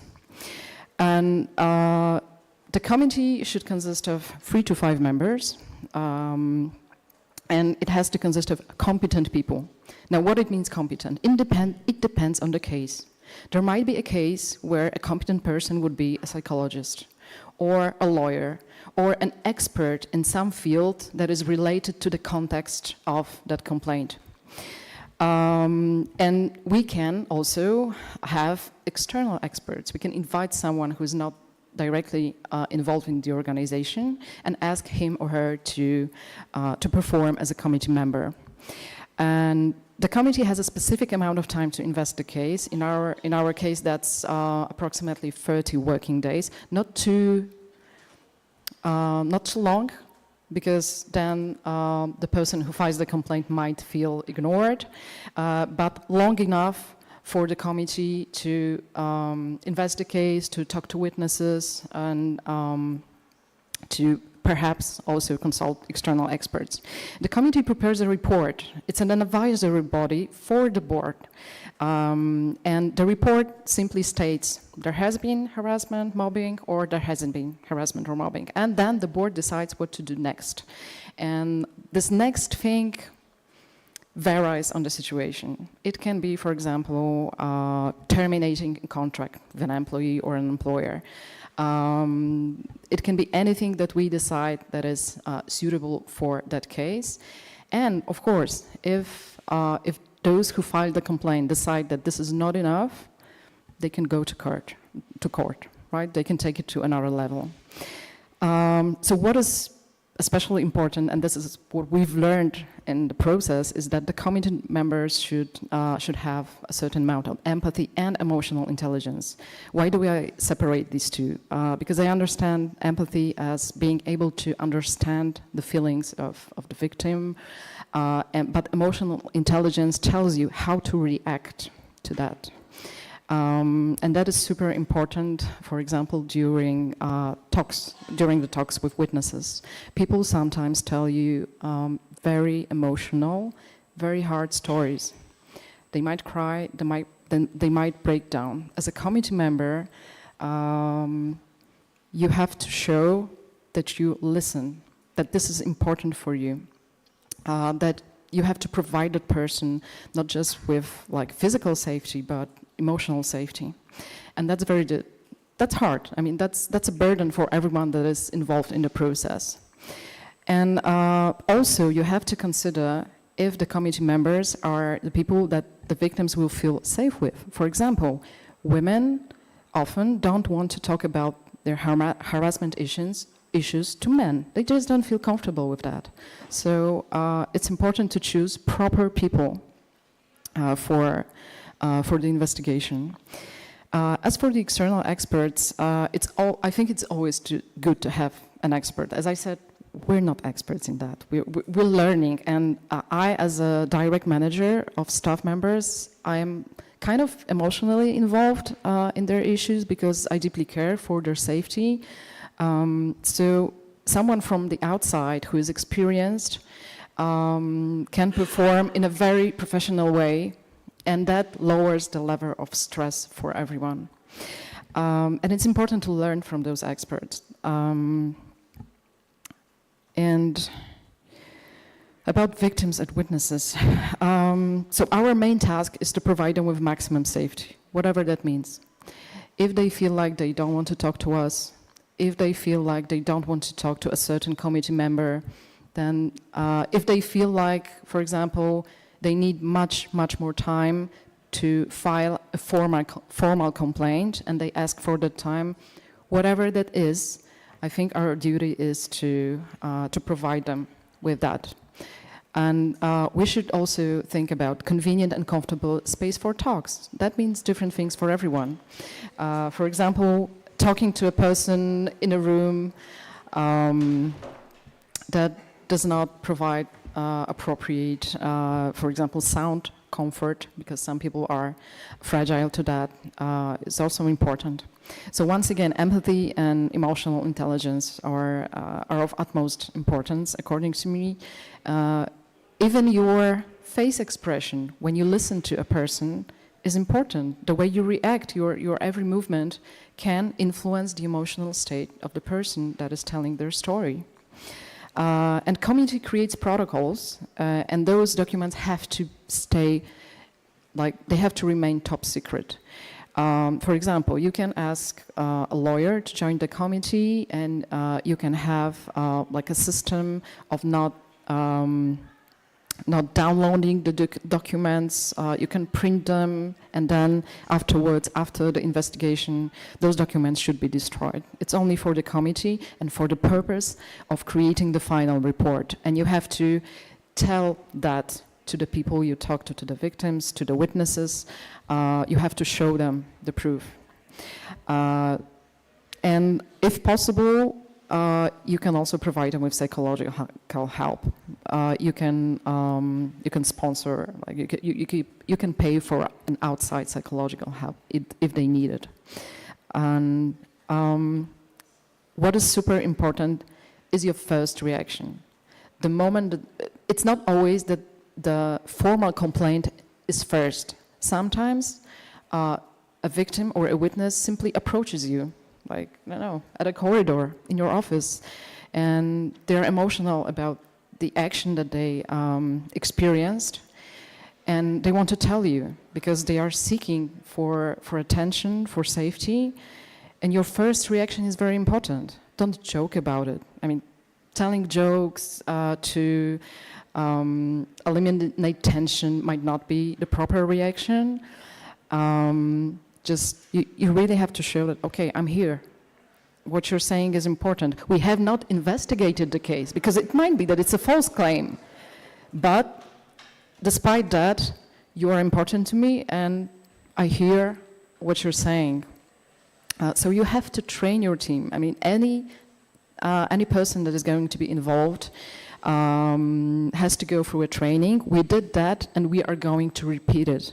And we have to talk about it, because the biggest obstacle is that people are scared to talk about such things, especially when they see that no one else reacts. If it's a situation that has taken place on a public event, for example, and it happened to you, and you see that you're the only one reacting and there's no one else, you begin to think, maybe that's not harassment, maybe I'm wrong, maybe they're right. That's a natural psychological process. So we have to learn. That is purpose. We're not born with those skills, I think. We're not being taught those skills naturally. We have to learn how to react properly and immediately. And about the suspects, we have to be absolutely transparent. As long as we don't investigate the case, we do not assume that someone is guilty. So we have to inform them about the complaint and about the process. And, but we also first have to make sure how much data the victims are willing to share. Some might not want their names to be given. If there are several victims, for example, a group, only one person from that group can say, okay, you can tell my name, but you cannot tell the name of the others. And you have to inform the victims that you are going to inform the suspect, right? And when. You have to give that suspected person a chance to respond and tell their story. They might not want to, and the committee will work still, but you need to give them a chance. And you have to be very transparent about the verdict.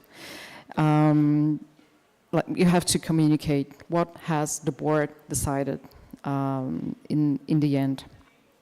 And it's also important that the final deciding body should not hesitate to implement that given solution, because otherwise you lose trust of the people involved.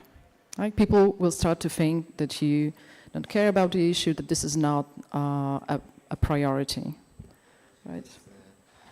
That was the issue I wanted to say, but I think we have not enough time to talk much long about it. But you know, committee will do their job, and then the board will think, okay, let's think about it in a month. We have a board in a month, or oh no, we have planning, so let's think about it later. So all this job will be, you know, wasted in somehow if we don't implement a solution. Think about the, you know, the recommendation from the committee immediately, as soon as possible.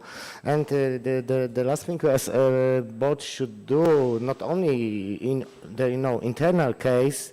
For example, we have a person, the suspect, and the committee said, yes, that was true, and that person did the things. So we should take into consideration informing also trust and safety, yes, to prevent that situation in Wikimedia outside the chapter or user group, yeah. For example, to prevent that person to take part in other, for example, meetings like Wikimania or CEE Meeting, for example, yes. So not only to consider have a solution, we forbid that person to go to our internal meetings, but let's say something for other people who can consider to take other actions. Okay, so again, time is a very important criteria. As I said, people hardly ever file complaints immediately because they need to process the thing.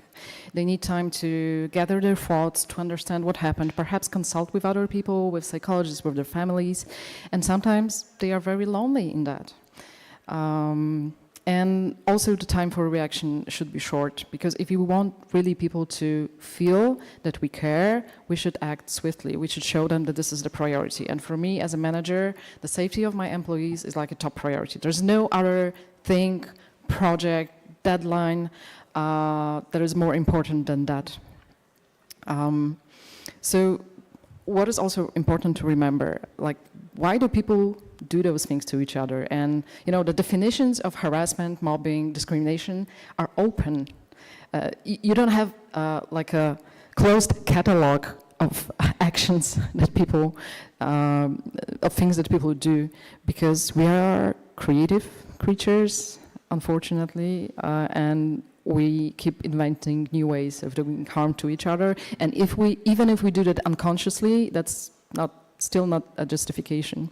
So cultural norms evolve, for example, like things that you joked about in the past, you don't joke about now. In Poland, such a thing is, for example, like 20 years ago, people were telling each other jokes about blondes that were supposed to be like a synonym for someone stupid. I think nowadays, no one would consider that funny, thankfully.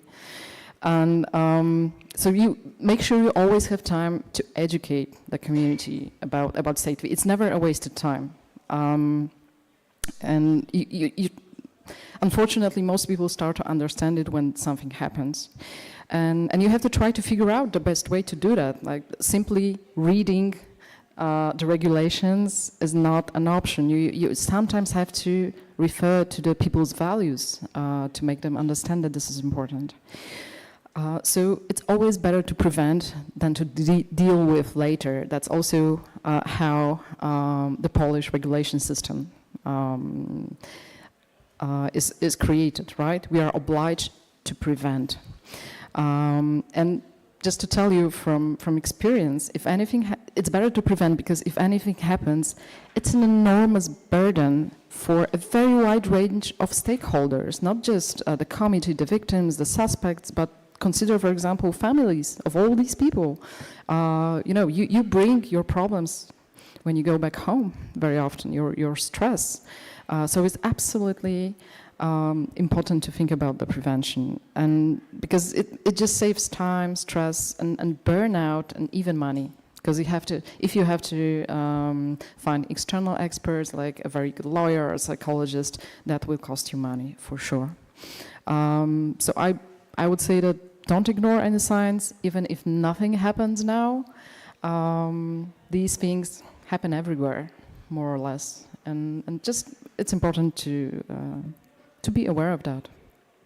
So thank you very much. If you have questions, we are happy to answer.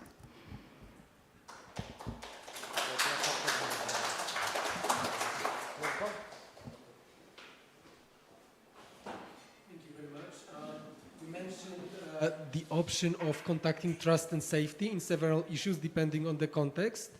I just wanted to clarify whether the report to the trust and safety would happen after the committee finishes its work and assesses the situation and takes decision about further steps, or this can happen before the whole process is complete? I think it depends. It depends on the circumstances. You have to assess that. There are some cases that are like obvious from the start, and for example, you want to provide the victims with safety just before like some international important event, right? And you don't want the victims to meet with the suspects, let's say. Then perhaps trust and safety might help you with that. So every case is individual, and you have to assess that by yourself. Thank you.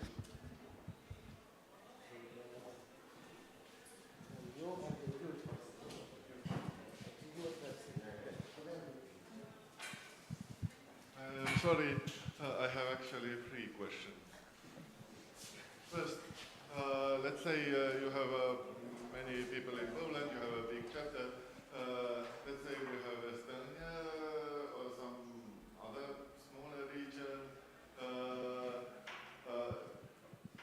If we make some committee, it's like presuming we are so bad, we have so many cases that we have a need for committee. So what would you advise me for such smaller groups? Well, you can have the procedure adjusted to your needs. The committee can consist of 3 people. It's not a permanent committee. It's a committee that is being created only for a particular case. But I think it's important to train everyone, to provide everyone in the organization with good amount of knowledge about such cases and procedures, at least.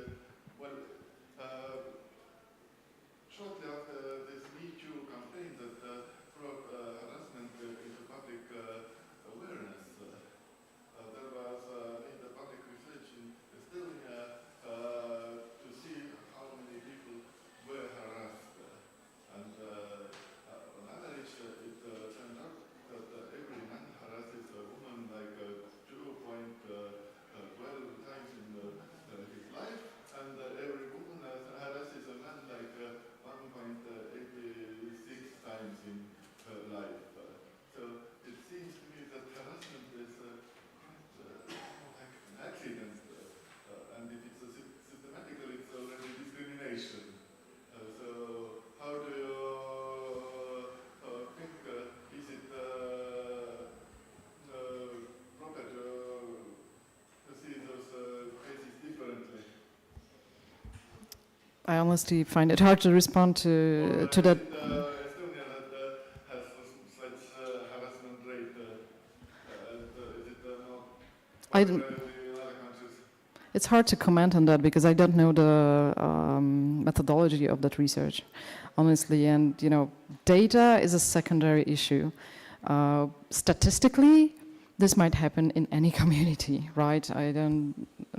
We have to assume that. Statistically, it's just, but even if it's one case in 5 years, that's still important. Oh. What? Oh, yeah. And the third one, I read Dante Alighieri's the third book, The Paradise, and he defined things like this. Empathy is not sympathizing with victim, but trying to understand both sides and be neutral. Exactly. And he defined empathy like this, and sympathizing with victim, he used some different word, I do not remember what it was, but any comments on this one? Yes, exactly. That's what I talked about: empathy and emotional intelligence. Sympathizing with someone is not as a yeah, exactly. You just you have to distinguish in your role as a committee member. You have to remain neutral until the case is investigated, of course.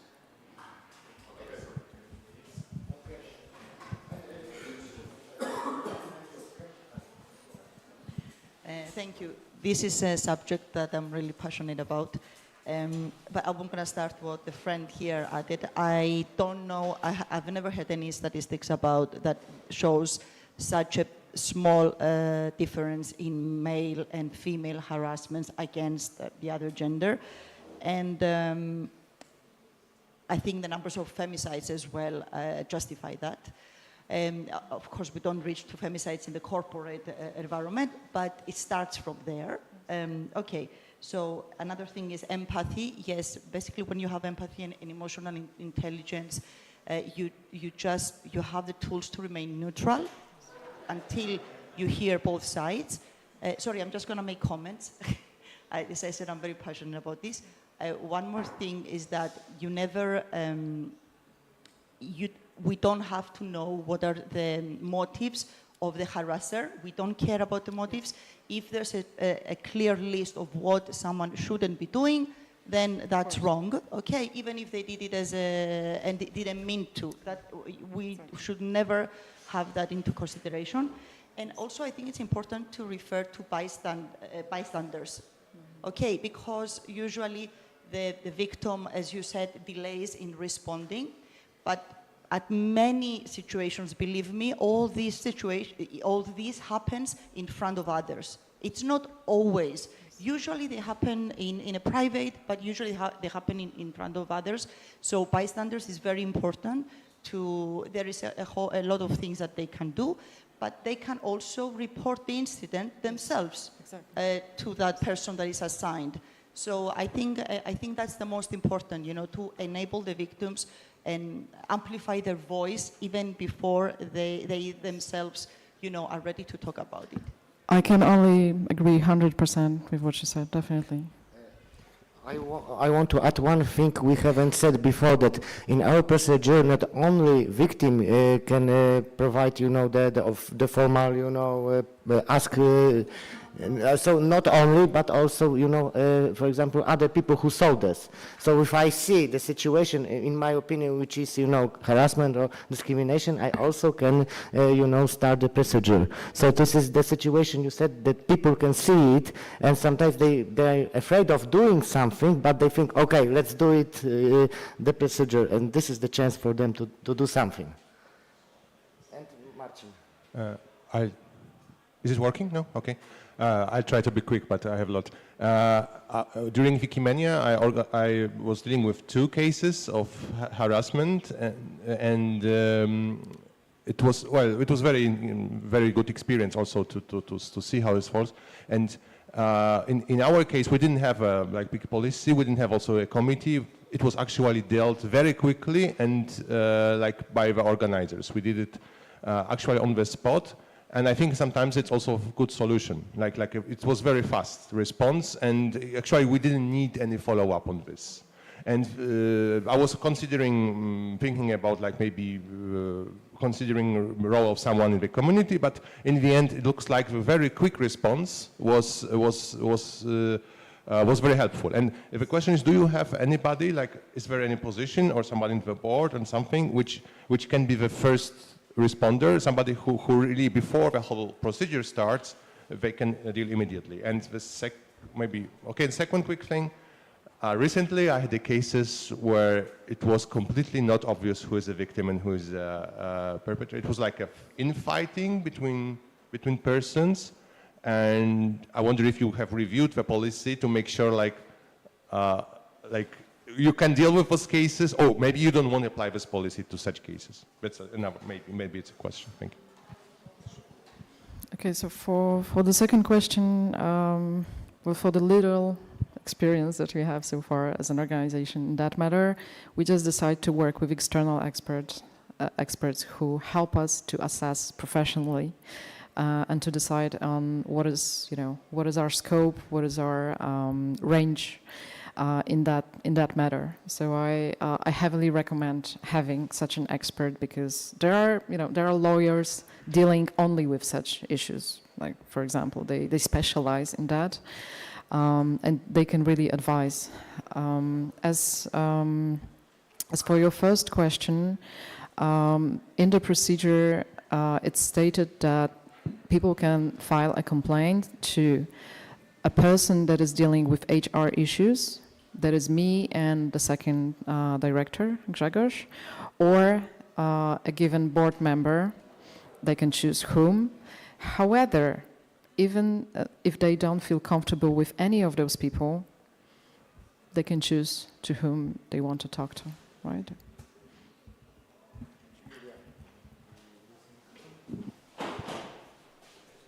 Thank you. I just want to partially answer to this.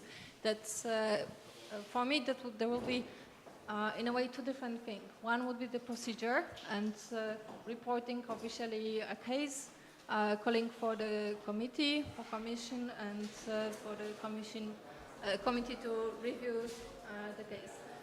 It is also possible to have in the committee, as Natalia mentioned, that it's ad hoc committee depending on a case. So that also means that composition of the committee is adequate for the case. Depending also what are the relations between the alleged perpetrator and also victim. I would be a little bit cautious also about using the word victim before we have the result of the recommendations of the committee, because, as you mentioned also, there might be false claims. So even using the word victim before is like partially, might be, I don't want to say that it is, but it might be taking sides. And also like for the case that you mentioned, that there was like unclear who actually was who. But for this is definitely the role of bystanders that were mentioned. But going back to the first point, I think there are those two different things. One is how to deal like really ad hoc with the situation when something is happening and the event is ongoing. Then this would demand really immediate action. And it does not exclude, in my opinion, putting a formal claim afterwards and proceeding with the procedure. And this is something that I know it's happening in our organization, but I haven't seen it on the slides. But this is also this element that while the committee is being formed or proceeding already, there are also like life is ongoing. So the events are happening. So I think it's also important to consider at that point, and that might be in the context also international context, consider some steps to take to prevent, for example, direct contacts between the sides, including the bystanders. Yeah, so we had a discussion with Thomas. Should we use the word victim or survivor? And I know that internationally the survivor is more is preferred recently, but we decided to use the word victim for the purpose of the presentation, just to make people understand the severity of the issue. And yes, and I agree with what Julia said about bystanders. And I think we have to finish right now, but thank you very much for your attention, and I really appreciate how focused you were, and I had the feeling that you really hear what I'm saying, and would love to talk to you more, not only about such issues later. Thank you.